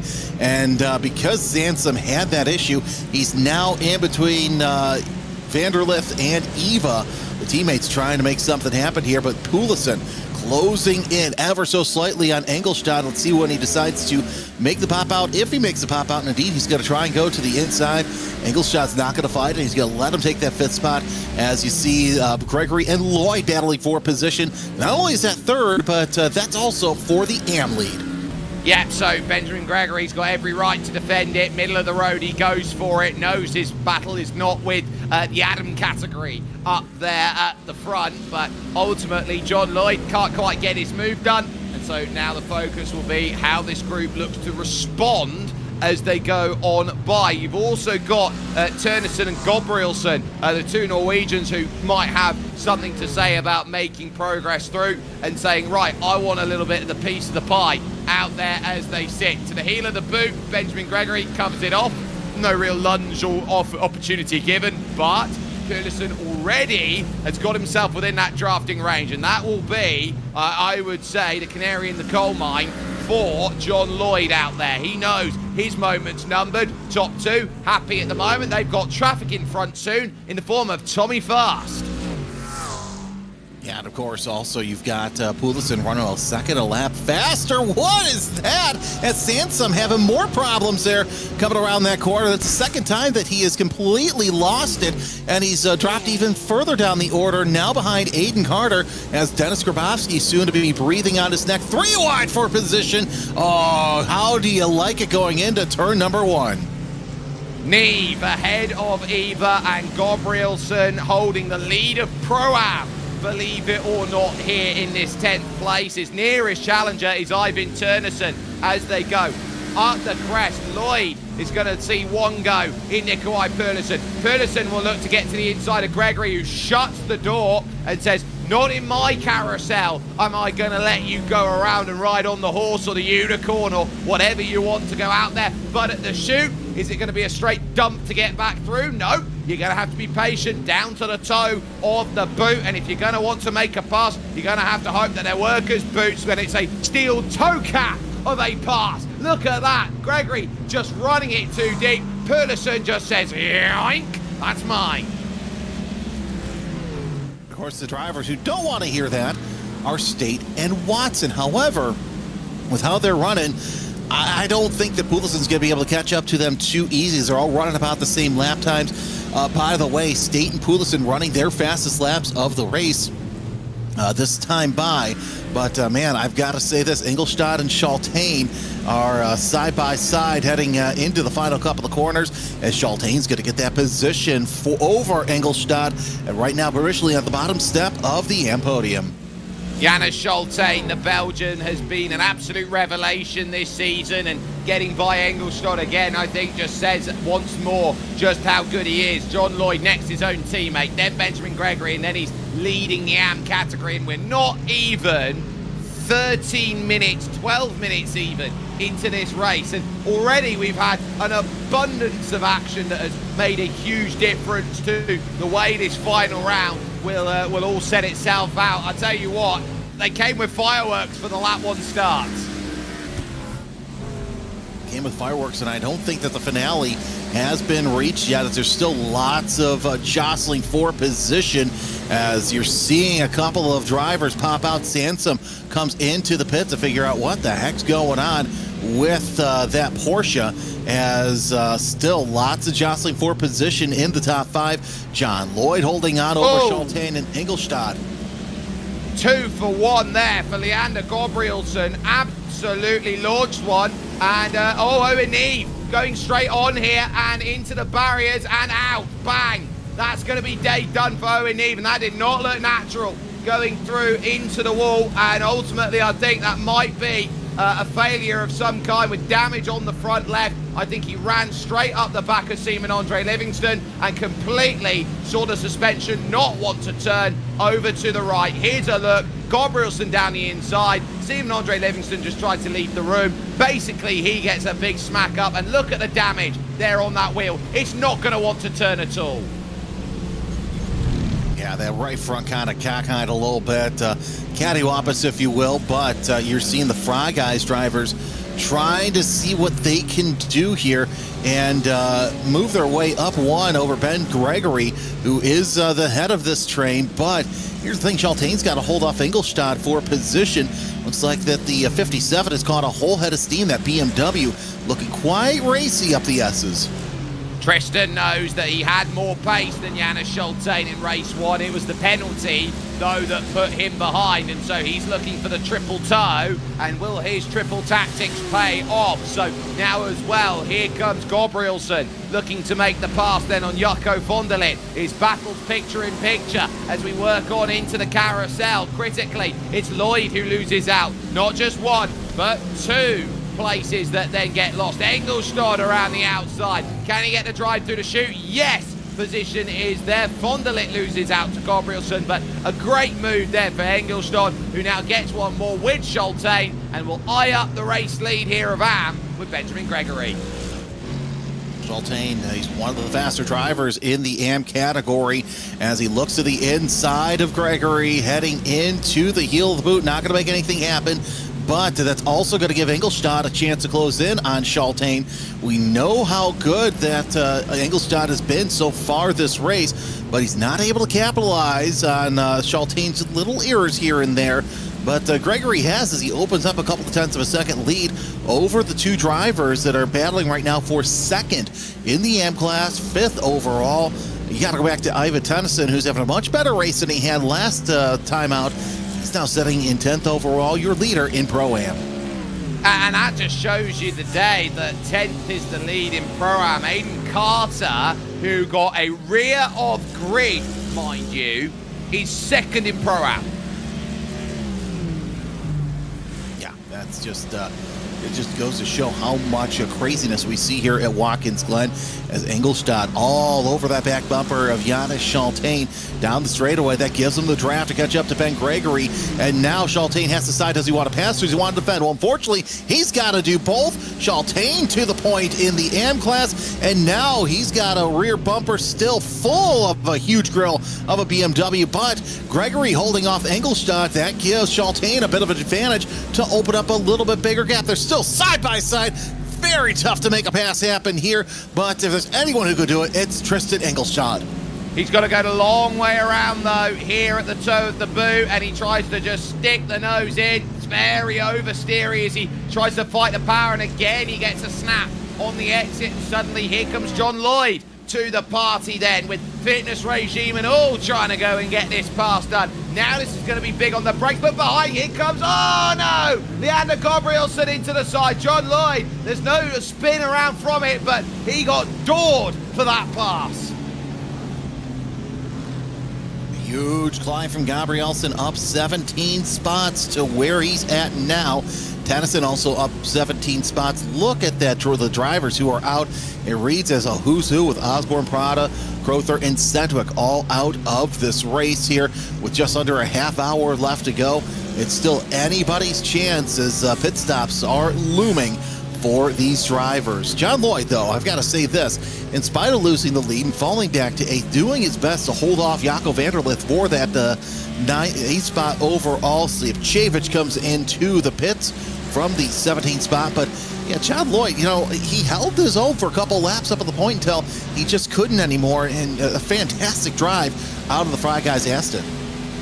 Yeah, this is what we call having a very good last stand from John Lloyd, because when you start at the front, everyone knows they're going to want to get by you and buy you quick, and so you're going to have to do your best to hold defensive rank and file every time you go about it. Gregory is there with Engelstad, and still Engelstad tries to work out whether he can pass because Giannis Schulte has already tuned out to the tune of 1 second. So I would be turning around looking at this going, well, I'm struggling to get these passes done. I'm struggling to get around Benjamin Gregory, and if I can't do that, I can't go win this race. A couple of plus 17s, 3 of them to be precise. Perlison, Gabrielson, Turnison. It seems like there's 3 sons out there, and ultimately they say we are 17 up. Make that 18 for Turnison with the pass on Jaco Vanderlith, which makes a combined 52 places gained.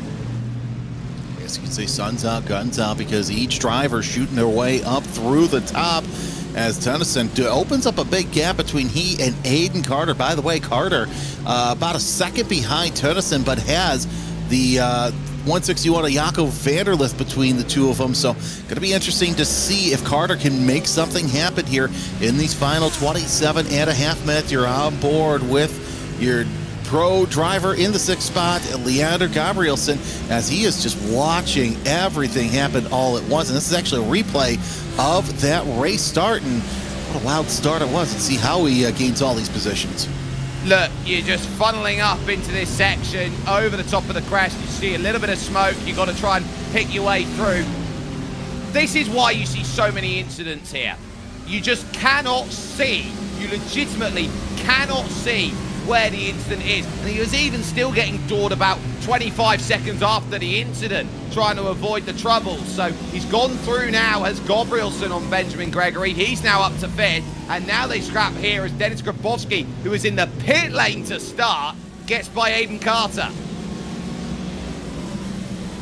That is not lost on me, as Grabowski absolutely showing why he is one of the contenders here in WSR as you're watching this battle for position between Jacques Eva and Simon Andre Livingston. Livingston has a position for now. Let's see what Eva can do, as he's going to be forced to go the highway around the corner, but not able to make enough happen as he just cannot get the momentum. But here's the thing, he's going to have that advantage going into the left-hander, headed towards the final couple of corners, and Jacques Eva does get around position. This does have implications in the AM class too, as both of these AM drivers, they're sitting back there for a bottom part of the top 10. Would you call that the Fred Durst line? My way or the highway, and it's going to be the highway given there for Ivan Turnerson, who spins around. He's had it. Oh, how on earth has that been avoided there by Seaman Andre Livingston? Oh, and right into the wall Tennyson goes. So a rough way to get into the pits, but yeah, Tennyson's lucky he wasn't sent to the moon right there with just wrong place, wrong time.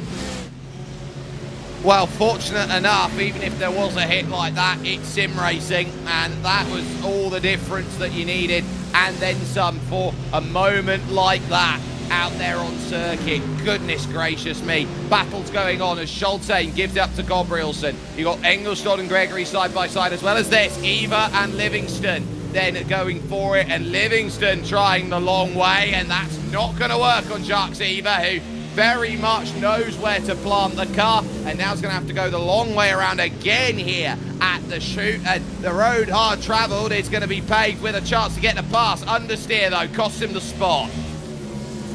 You've seen a lot of understeer in that corner, and with a lot of drivers who try to make a move through there, and really his best opportunity to make another pass happen is going to be right here coming into the heel. So we'll see if he can make that happen, but now he's going to be forced to go to the inside. He's just best off trying for something late, but no, he's going to break just a little bit earlier and not going to make anything happen. So Eva now has Andy Scheel.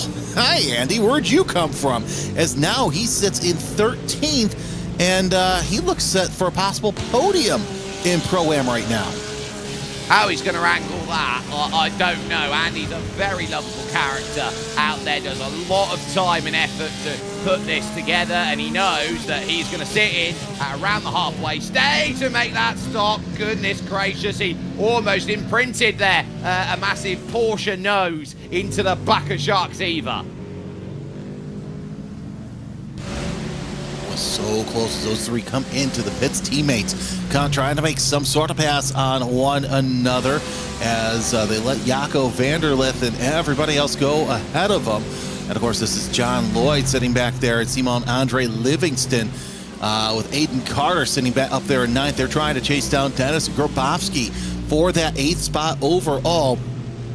Aiden, your Pro-Am leader on the track, trying to show that, yes, he can hang with the rest of the pro class. And as we said earlier, I still wouldn't be surprised if we saw a promotion for Aiden Carter going into this next season as Anders Miro with a quick pit stop.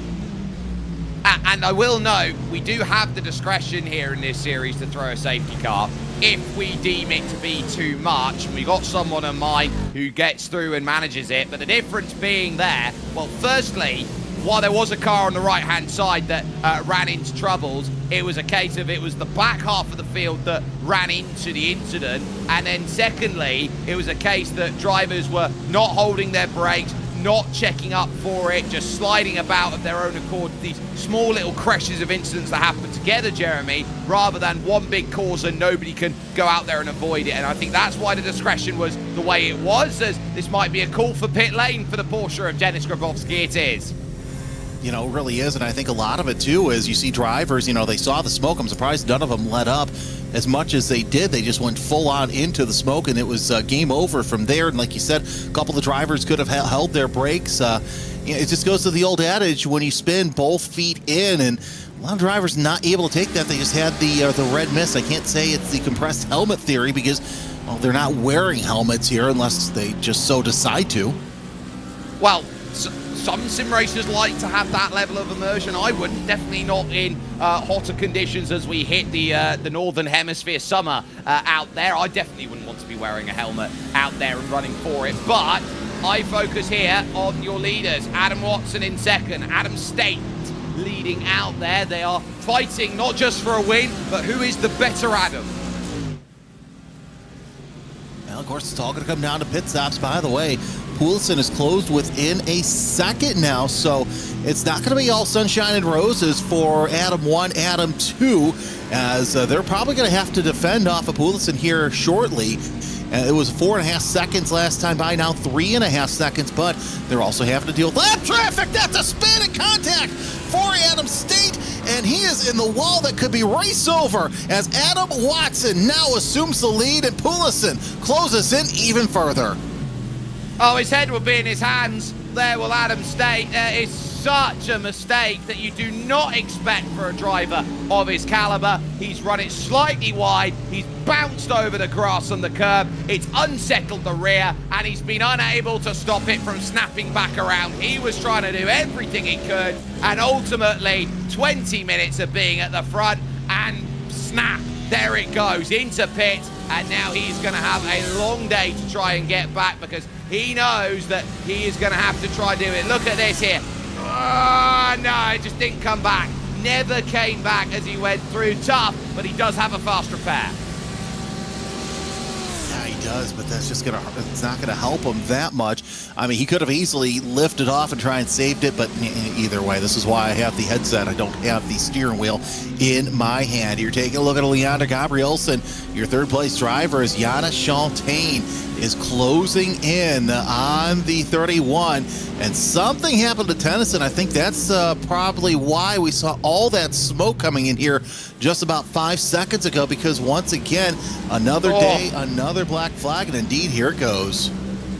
It's a massive hit into the tyres, and they didn't budge, and he went straight back up onto the circuit. I'm not sure who it was that he was around as that incident came to play, and I really hope that it would have been Nikolai Purluson then who would have had to have avoided that. So that could have been a major moment there, as that one ends itself out overall. Aiden Carter is there in 7th position. He's looking for a way here with Benjamin Gregory to get up to 6th. In comes Adam Watson. This is a scheduled stop, so Purluson here is going to have to overcut, as this might be Gregory coming down into the pits with the side-by-side. It will be. A smart move by a lot of these drivers, getting out of traffic, getting in, getting your pit stop underway, as you see Watson still making his way down pit road.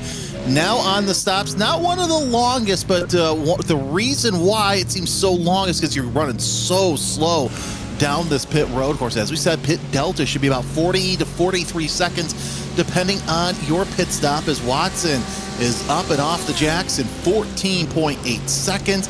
So now it's going to be a question of when will Pulisic pit, when will Gabrielsen pit, Chaltain, Engelstad, and Carter. Could it be next lap, or could it be any time soon? I have a feeling that Pulisic's going to turn the afterburners on and try and get some fast laps before he goes in.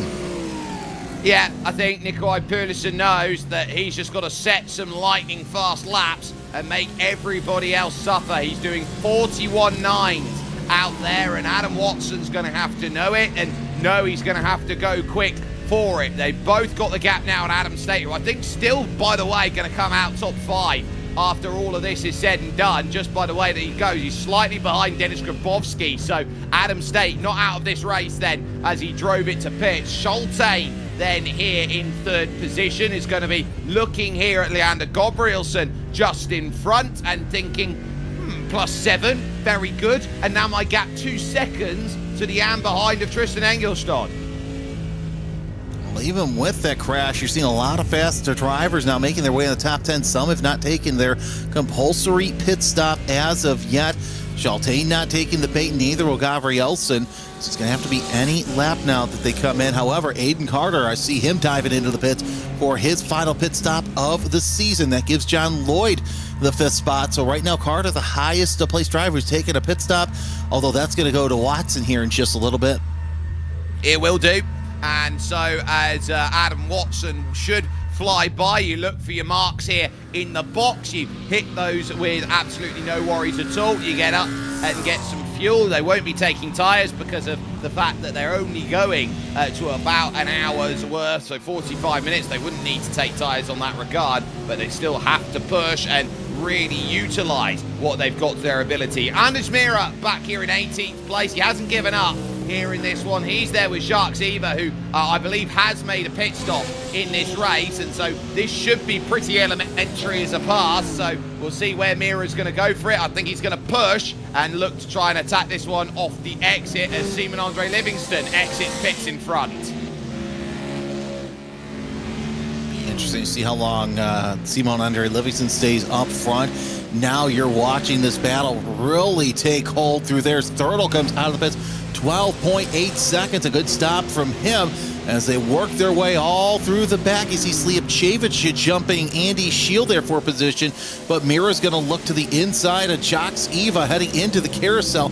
It might be just enough, and indeed it is. So move Mira up one spot. A good pass, but Nikolai Perlison now hits pit lane, and he will look at Adam Watson, and he will understand as Leander Gabrielsen and Janis Schulte all reach the end of their tank. Engelstad does, John Lloyd does. It's now down to Adam Watson and what he's able to do by comparison as this group continues to stay resolute and close together, and they'll be looking at hitting their marks and getting off of the lane. Watson heading through the final corner. There is Engelstad leaving pits now. Is Nikolai Perlison. This is going to be close here to the 90. There goes Watson into the 90. He's going to be ahead, but he's not going to be ahead by nearly as much as what he left pit lane with. That's going to be nice and tight for Pulisic, as that's exactly what he wants to close in. But Pulisic losing a little bit of gap, trying to get those tires back up to temperature. Your top four are all pro drivers, as really it's a two-dog fight for the finish, as Watson and Pulisic trying to do what they can to get themselves onto the top step of the podium. Pulisic has 3 wins so far this season. Watson, weird for me to say this, but looking for win number 1. Yeah, but Adam, I think, is the sort of driver who's got so much prowess out there and potential with what he does. The only issue I think he runs into is that he's a half a step back by his car choice because he's the only one out there in a McLaren. So Perlison in the Mercedes is going to be the one trying to hunt it back as we focus here with Adam State. He's not done here. He wants to buy Tristan Engelstad this for 6th place after an issue like he had earlier on, to still be fighting around and having a chance of top 5. That's going to be a very huge, I would say, saving grace for him if he can go and manage that. So sits behind, not going to make the move here into the heel of the boot, but he's going to want to get close enough that he can send a search party up the inside if he should so want to. Thinking about it at turn 9, not going to get there. Now to 10, he might have a sniff. Yeah, is the sniff too much, though? That's the question. Engelstad's really done quite well to keep that position, and now he comes around the inside, so Adam State makes it look easy. Not sure if Engelstad just said, you know what, just had the position, this is out of class running, and yeah, Adam State knows that he could probably catch up to Schulte, and of course that's what Engelstad is looking for, some kind of fight to get that win in the the AM class. Yeah, so Engelstad, I think, hedging a bet there, trying to use Adam State as a way to leapfrog up to Janis Schulte, and I think that's actually quite clever in that regard, and he'll hope that it works as he'll push on forward. Axel Slijepcevic, where's Slijepcevic come from in this race as he gets by Benjamin Gregory? He's up to 9th. That's a very valid question. He's up 10 spots from his grid position, as now Engelstad closing in on the back of Adam State, but not able to make it happen down that back straightaway. By the way, Gabrielsen, we asked where the drivers come from. He's up 21 spots from his grid position, and looking at the sheet here, that's the highest climber so far this race. Staggering. Gabrielsen from 24th to 3rd. Perlison from 20th to 7th. 20th to 2nd out there. You're getting some big old moves in a race like this, and that's what the reverse is all about. Gregory then on the back of Slijepcevic. There's Colin Sansom, gives them the lap. Jaco Vonderlit wants to try and get in. So too does Andy Shield. 4-car battle. Andy Shield up there looking racy here at the final race of this season as they work their way around turn 9 once again. Still plenty of time for anything to happen, and Adam Watson's opened up a 2.4 second lead over Pulisic, but Ben Gregory, man, I'll tell you what, for somebody who's kind of kicking himself while he was down just about an hour or so ago, he's looking pretty good. Top 10 so far, 3rd in the AM class, and he's going to try and keep it because Jaco Vanderlith trying to get inside those mirrors of that 113 Mustang. And of course, if he does that, I have a feeling that Andy Shield's going to want to pounce, because at this point, it's just going to be pride just to get a final top 10 of the season.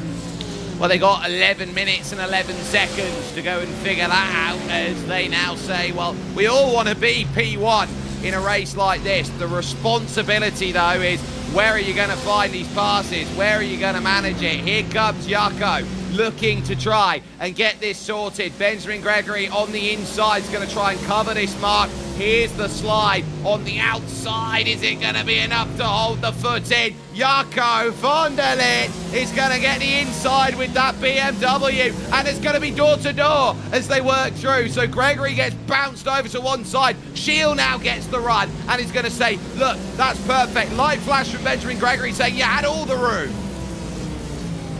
And all the room, I gave it to you, but I'm not going to let you have it then. Oh! That's a bump and a spin, so he hurts his own cause. And now he's going to move down one more spot as Anders Mira comes through. Here comes John Lloyd as well. I got to say, in spite of losing all those conditions, the positions, John Lloyd really showing what his full potential is. And yeah, while Ben Gregory probably shaking his head going, well, that could have gone a lot worse. Yeah, it could have, but here's the thing. You're still running with 10 minutes left to go in this race. And a few things I want to point. Let's go to pro. Adam Watson, that gap is 1.6 seconds. Leander Gabrielsen has just lost third place to Denis Grabowski. Yeah, that's going to be quite interesting to see if Gabrielsen can get that back to get the Grabowski, which we all know is easier said than done coming up through the S's. And it's Porsche on Lamborghini down the straightaway, and here comes the Lamborghini closing in on Grabowski. So Gabrielsen, he's going to sit right under that rear wing, not make a pass now, but he's got a couple of quarters to think about where he wants to make it.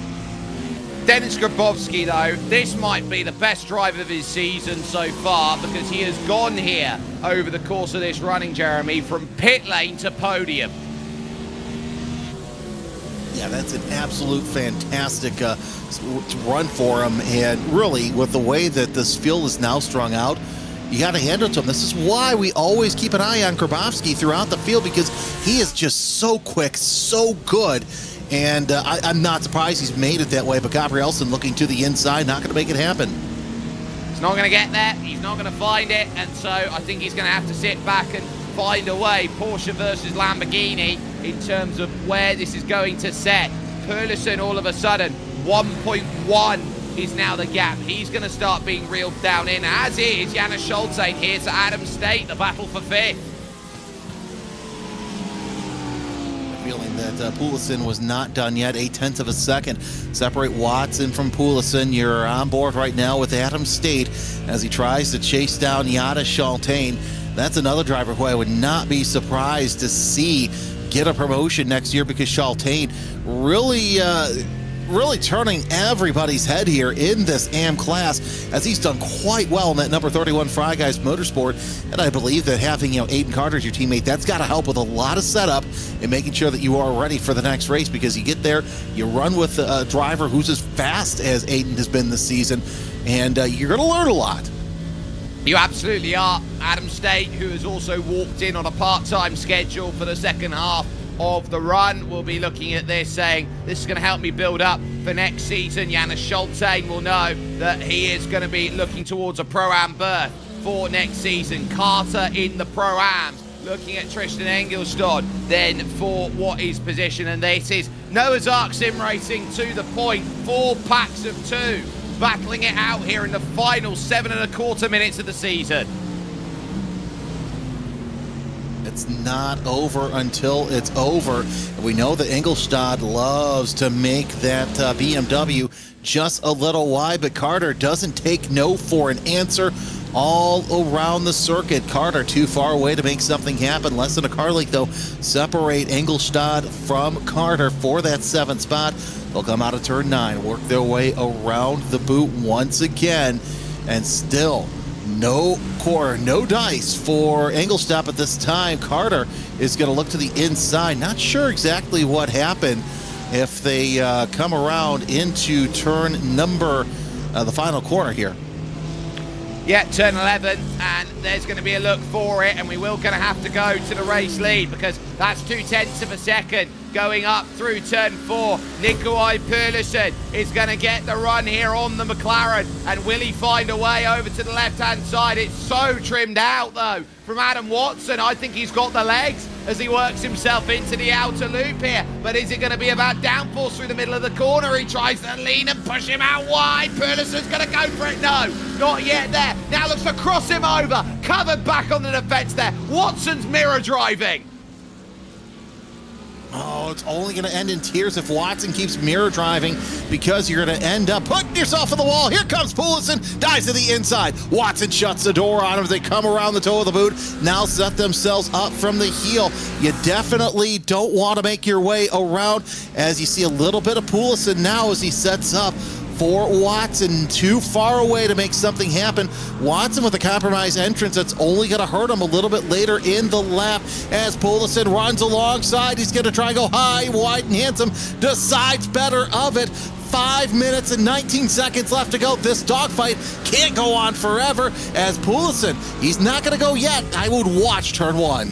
Well, Adam Watson just sat it on the apex and said, I am going to park the bus like Jose Mourinho against Pep's Barcelona. This now sets itself up as a true showdown of pace versus every trick in the book. And Adam Watson, I think, has read it cover to cover, backwards and forward. Right now, Perlusin up through the S's is going to look to try and get a big old launch here through turn 3, over towards turn 4. Now set yourself up for the Vista view if you want to go and get it sorted. He's going to now need to lean on the side drum, just hold Adam Watson to that inside, so he's got nothing to do except just sit there. Adam's going to have to look around. Nikolai Perlusin tries the outside again. Watson chucks it in deep, but he'll try and get back up and under him once again. Over to the chute. How much does a win mean? Still trying to hold the long way around here, and Watson just steps on the power,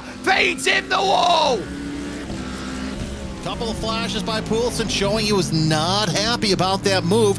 Now he just has to regroup and try again. Colin Sansom with the incident limit. He gets the black flag, so we'll follow that a little bit later on. Now Watson making a defensive move going into the heel of the boot, and still a little bit better entry, so it'll be interesting to see if Perlusin can make something happen as he closes in once again, inch by inch, meter by meter, just trying his best to make something happen, as it's just for all the marbles as they'll come across the line with 2 laps to go.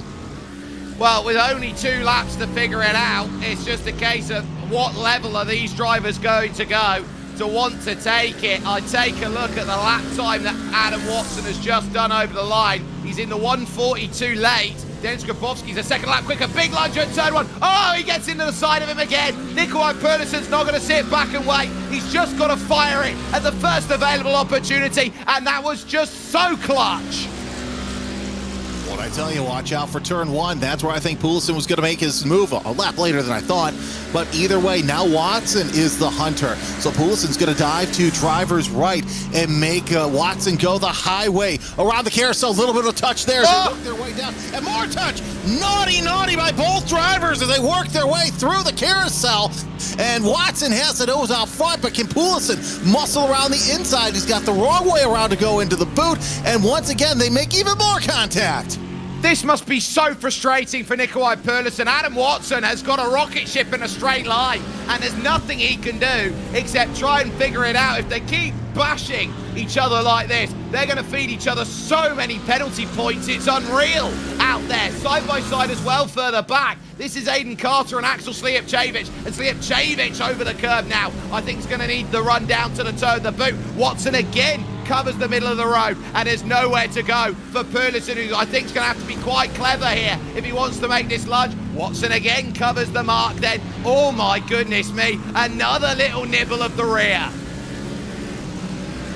That's all it's going to take. Now Perlusin knows where the weak spots and the strong spots of the McLaren are. He works his way around the final corner, sends it! Both cars make contact! Watson saves it! Nicks the wall, and that gives Perlusin a 2-3 car advantage going down the straightaway. Jake, white flag. I don't think this race is over. I don't think it is. It's a second here for Adam Watson. He'll claim that one back to race control. I want the win out there, and I'll take it any way I can. But the way that he's been showing out there, we talk about it, it's treat yourself how you want to be treated on the circuit. Adam Watson has driven hard, and you look around, Nikolai Pedersen just says, look, I'll give you it straight back. And if Adam Watson wants to complain about it, give him a bit more space, and I think you're going to be in that position. It's not on there by Nikolai Pedersen. He's getting to desperation at that point, but that pretty much just sums up what a tough final race this has been here, where everyone's been caught out. Now Janis Schulte trying to fend a top 5 off of Adam State. He's going to look down the hill and say, right, have I got enough? Schulte runs wide, and Adam State now is going to go the long way, trying to get it sorted. Not needed. Now it's going to prioritize the exit down to the toe of the boot. Schulte again immediately covers it off using everything he's got. It's Mercedes versus Mercedes,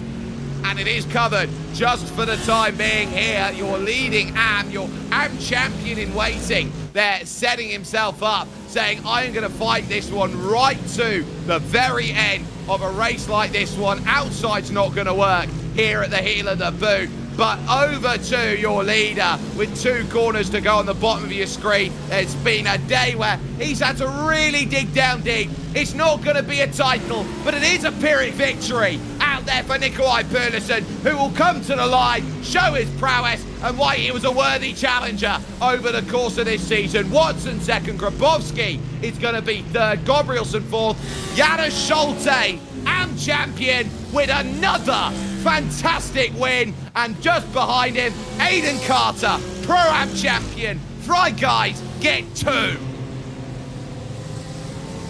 What a fantastic last couple of laps that we had of the season, and kind of crescendos into how the season is run. And ladies and gentlemen, down the straightaway, weaving back and forth, your pro champion for the 2nd time in a row is none other than James Boomey. Absolutely thoroughly deserved. He has driven the most strong opening round races out there. He has proven that he's got pace to burn, and everyone around has just been a little more inconsistent out there as they start burning it down here. A lot of drivers understanding they went bowling here today, and some came up absolutely with the gutter, but James Boumé today will argue his 7-10 split gives him everything he needs. Nikolai Pedersen wins the final race of the season. He does so by 1.2 over Adam Watson, who threw the absolute mother load at trying to hold on to that for Altitude Frame Esports Pure Sims. Dennis Grabowski from pit lane to podium in 3rd, and only short by 4 seconds, as Leander Gabrielsen then is 4th, and Janis Schulte then is 5th, your winner in AM category. Adam State and Axel Slijepcevic 6th and 7th, with Aiden Carter 8th, Anders Mira in 9th, and your top 10 rounded out by Tristan Engelstad.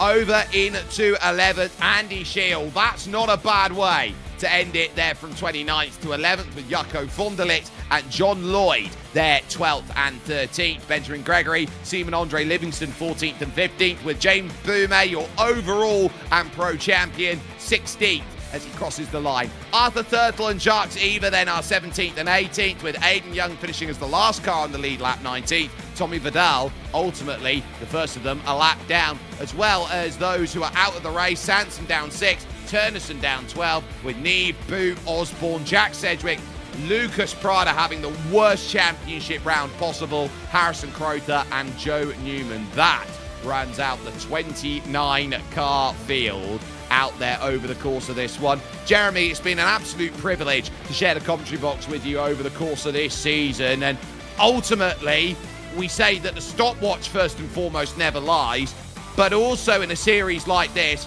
it's all about having the best fundamentals to go and get this championship. You don't win just by being the quickest, you also have to be the best at being the most effective at passing. And Jake, the feeling's mutual, to be honest with you. And yeah, you have to be strategic in your races. Look, you have one class of cars in spite of being 3 different championships. So you really got to work throughout the race. And okay, you know what? You have plan A, you have plan B. This is no different than if these drivers were to run, you know, a World Challenge or any of the other various GT championships around the world. So to get a win in the fashion that Nikolai Poulsen has. We won't talk about the last corner antics there. It's absolutely astounding. And of course, also I'm looking up and down the grid. Look, your top 4 drivers, they all have double-digit increases over over the race. And my driver of the race is gonna be Grabowski, because look, he had to start from pit road. He's on the bottom step of the podium today. He very much is, and he very much deserved that in his regard out there, knowing that this was a tough season. We got a whole handful of drivers that we're going to need to talk to over the course of this. So where else to start?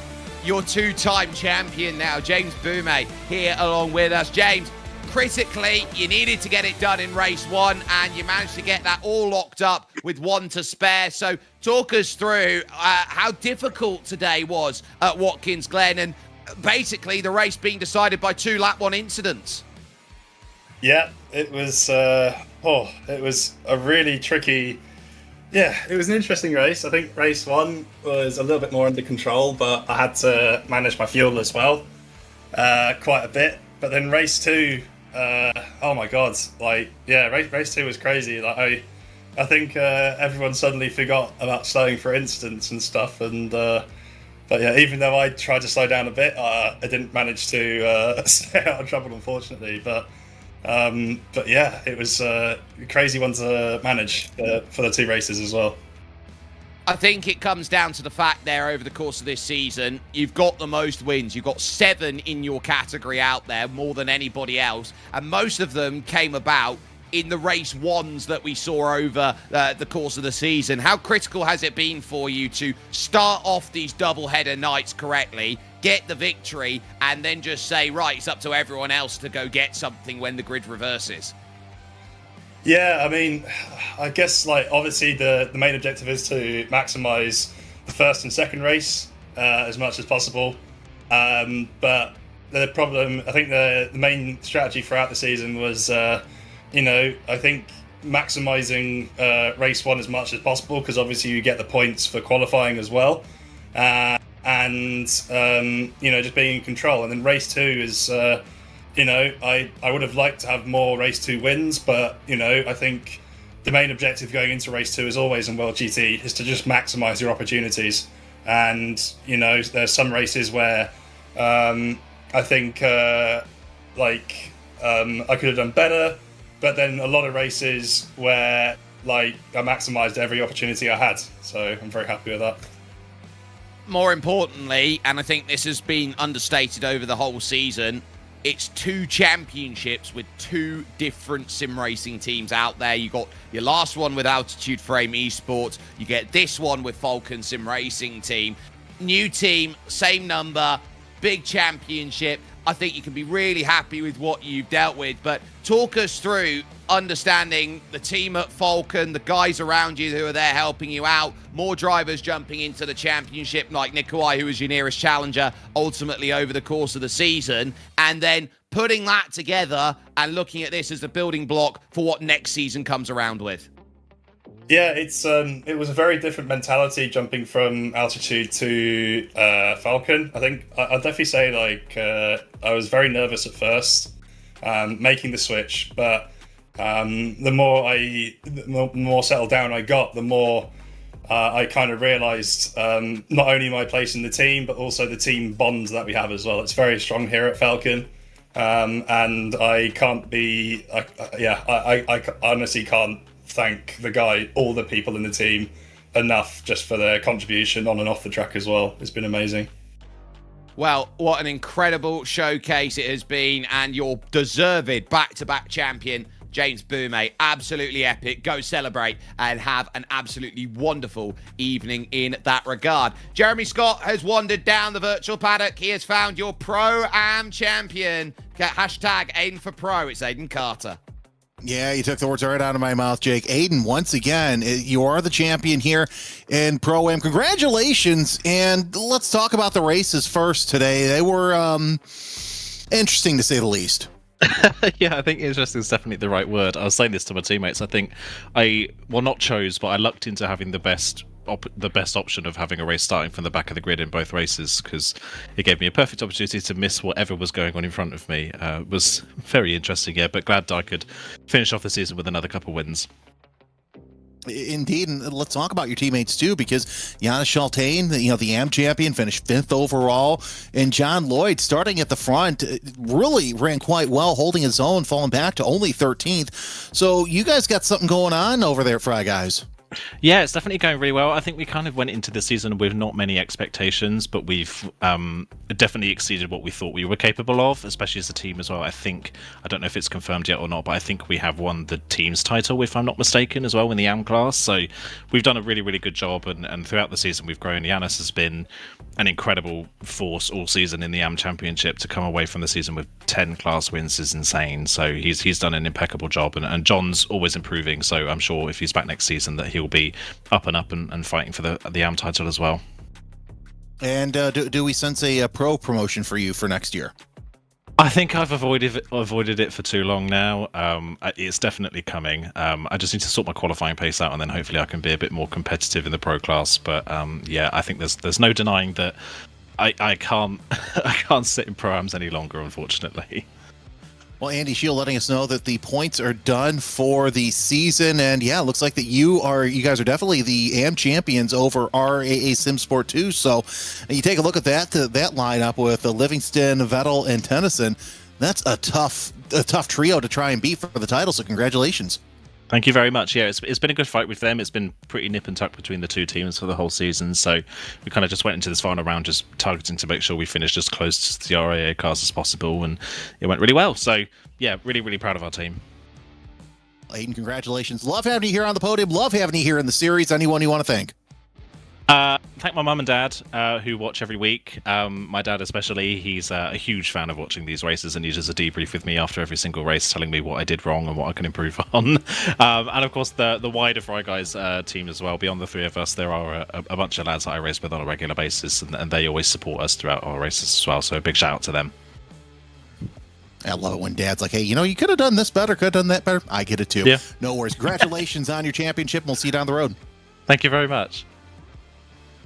Wow, what a wonderful result that was for the team. So let's get the other half in, and your champion in AM. A absolutely stellar result for Janis Schultain, who's here with us. And Janis, over the course of your season, you've had a lot of study that you've had to do, which has taken the time and the practice away from what maybe you could truly achieve and find the potential of out there. But as far as this season goes and putting it together, you take the title by over 120 points over the line.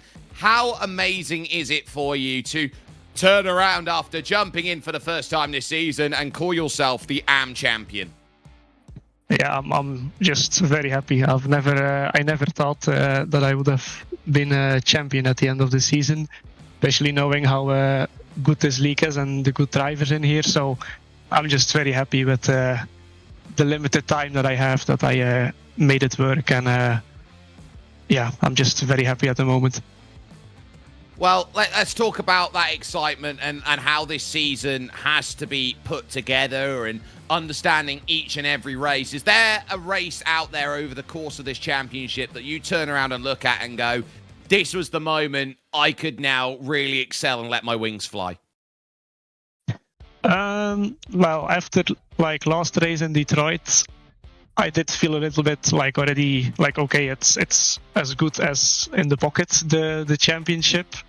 But if I'm looking at the race that I had the most fun, to be honest, I would say it's this last race we just did. I ended up in P5, which also thanks to the reverse grid. But I had an amazing 5 laps battle with Adam, pushing me quite hard. So yeah, it's just fun to see such caliber of a driver behind you and being able to keep ahead of him. So I would say this race for me was the most fun of them all.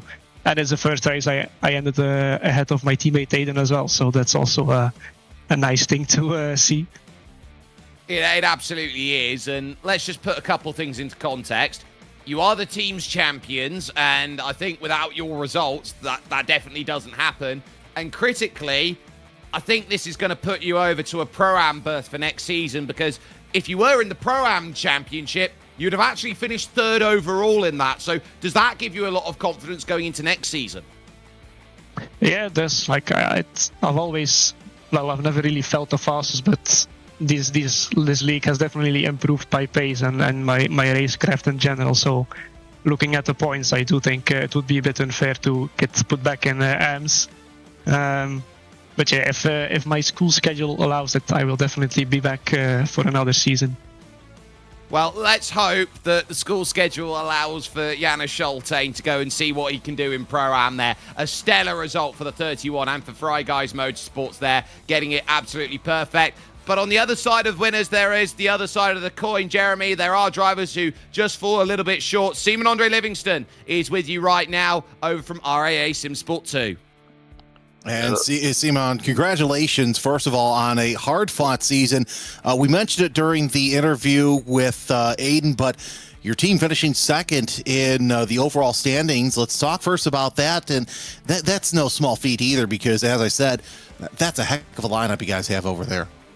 Yeah, it's amazing. We were aiming for that as a team in the last race, and we tried our best to keep up with Aiden and Janis, but they were scoring regular high points, so I think we were really happy considering that we are a brand new team. We started up this year, and I don't want to be correcting you guys right now, but it's actually pronounced like raw in Norwegian, so you can say raw in English as well. So but it's fine. I think like RAA sounds good as well, but it's pronounced raw. Actually, that sounds better because now I don't have to spend so much time spelling it. That's the good news. But either way, the fact that RaceSpotTV 2 is a new team and finishing second in the AM class in such a competitive championship in and of itself is fantastic. And really, let's be real here. You know, Janis Scholtene drove out of his mind all season long. So to finish second, grabbing 3 of those wins, it's got to feel at least somewhat good right now. Yeah, it's amazing. And also that is like a full Norwegian team as well. We have managed to stack up a good roster and done some good preparations, and yeah, it's amazing. We know that we have good drivers individually, but when we click together, and it's great. I think like with the teamwork that we have achieved more than we would have done individually in this series. So it's good. Well, when you come from the land of Anders Krohn, that's no surprise there. One of, I think, the best drivers who's been able to try to make his way up the IndyCar ranks. But either way, fantastic season for you. Second place, no slouch. But congratulations. Anyone you want to thank? First of all, I just want to thank the team. And I think I want to thank you guys for been commentating and putting on a great broadcast. And thanks to VSR for producing or putting up this league, and to all the competitors. It's been a fun season, tough one, but a fun one. Simon-Andre Livingston, your second place finisher in the AM category for RaceSpotTV 2. I like that. It's Ra, so now we know. Yeah, I wish we knew at the beginning of the season rather than the end. Right. I've had 2 seasons where I've been there. It's like, well, it's RAA to me. Because teams have it where, you know, it might be RAA. There's teams like EMM that you don't call it M. And so I went to the same logic. And there you go. RaceSpotTV, happy. But they get third in the championship with Anders Mira as Bume and Pulisen 1 and 2. Lucas Prada falls to 4th after a torrid time here at Watkins. Glen, Aiden Young 5th ahead of Jack Sedgwick, Leander Gabrielson, and then Arthur Turtle, Dennis Grabowski, and Adam Watson making up your top 10. In Pro-Am, Aidan Carter gets the job done, 1,604 points, beating out Tommy Vidal and William Guthrie, who didn't start the final rounds, with Ben Cullen and Ivan Turnison 4th and 5th. Ben Altria 6th ahead of Michael Gray, with Josh Boot, Taylor Lane, and Phil Samways. It was a rough season for the Pro-Ams. In AM, Janis Scholtene getting the job done over Simon-Andre Livingston, with Tristan Engelstad then a very, very good third. Tell you what, Jaco Vonderlit really challenged every stage of the way. That consistency will serve him well with Jacques Zever and Benjamin Gregory 5th and 6th. John Lloyd ends up 7th with Eric Hartmann, Colin Sansom and Ben Bennyworth making up your top 10. Let's go look at the overalls in your team's championships as well out there. Oh, actually, we won't get a chance to at this point because that is just a wonderful way to get yourself a full season sorted. And Monday nights, I think, are going to be a little bit more lonely without the World GT Championship to put itself into play. So a massive thanks to the entire team that's brought this over to you, from Hugo Luis behind the cameras, from Jeremy Scott alongside myself, Jake Sperry. What a season. It's one where it's full of drivers who want to prove that they got what it takes. There's a lot of heart in it. There's a lot of ego. There's drivers who want to prove that they've got something better than everybody else. Ultimately in AM, a first season, a first win. Janis Schultzane is going to be a name to look out for many a season to come here. You look at Aiden Carter. He's been putting the building blocks together, and he's just getting better and better and better every time he steps out on track. But that guy's got a number 1 on his car, and that makes him almost unstoppable in the way that he has put together this season. Everybody turn and look around in the World GT Championship. His name is James Boumet, and he is a back-to-back champion.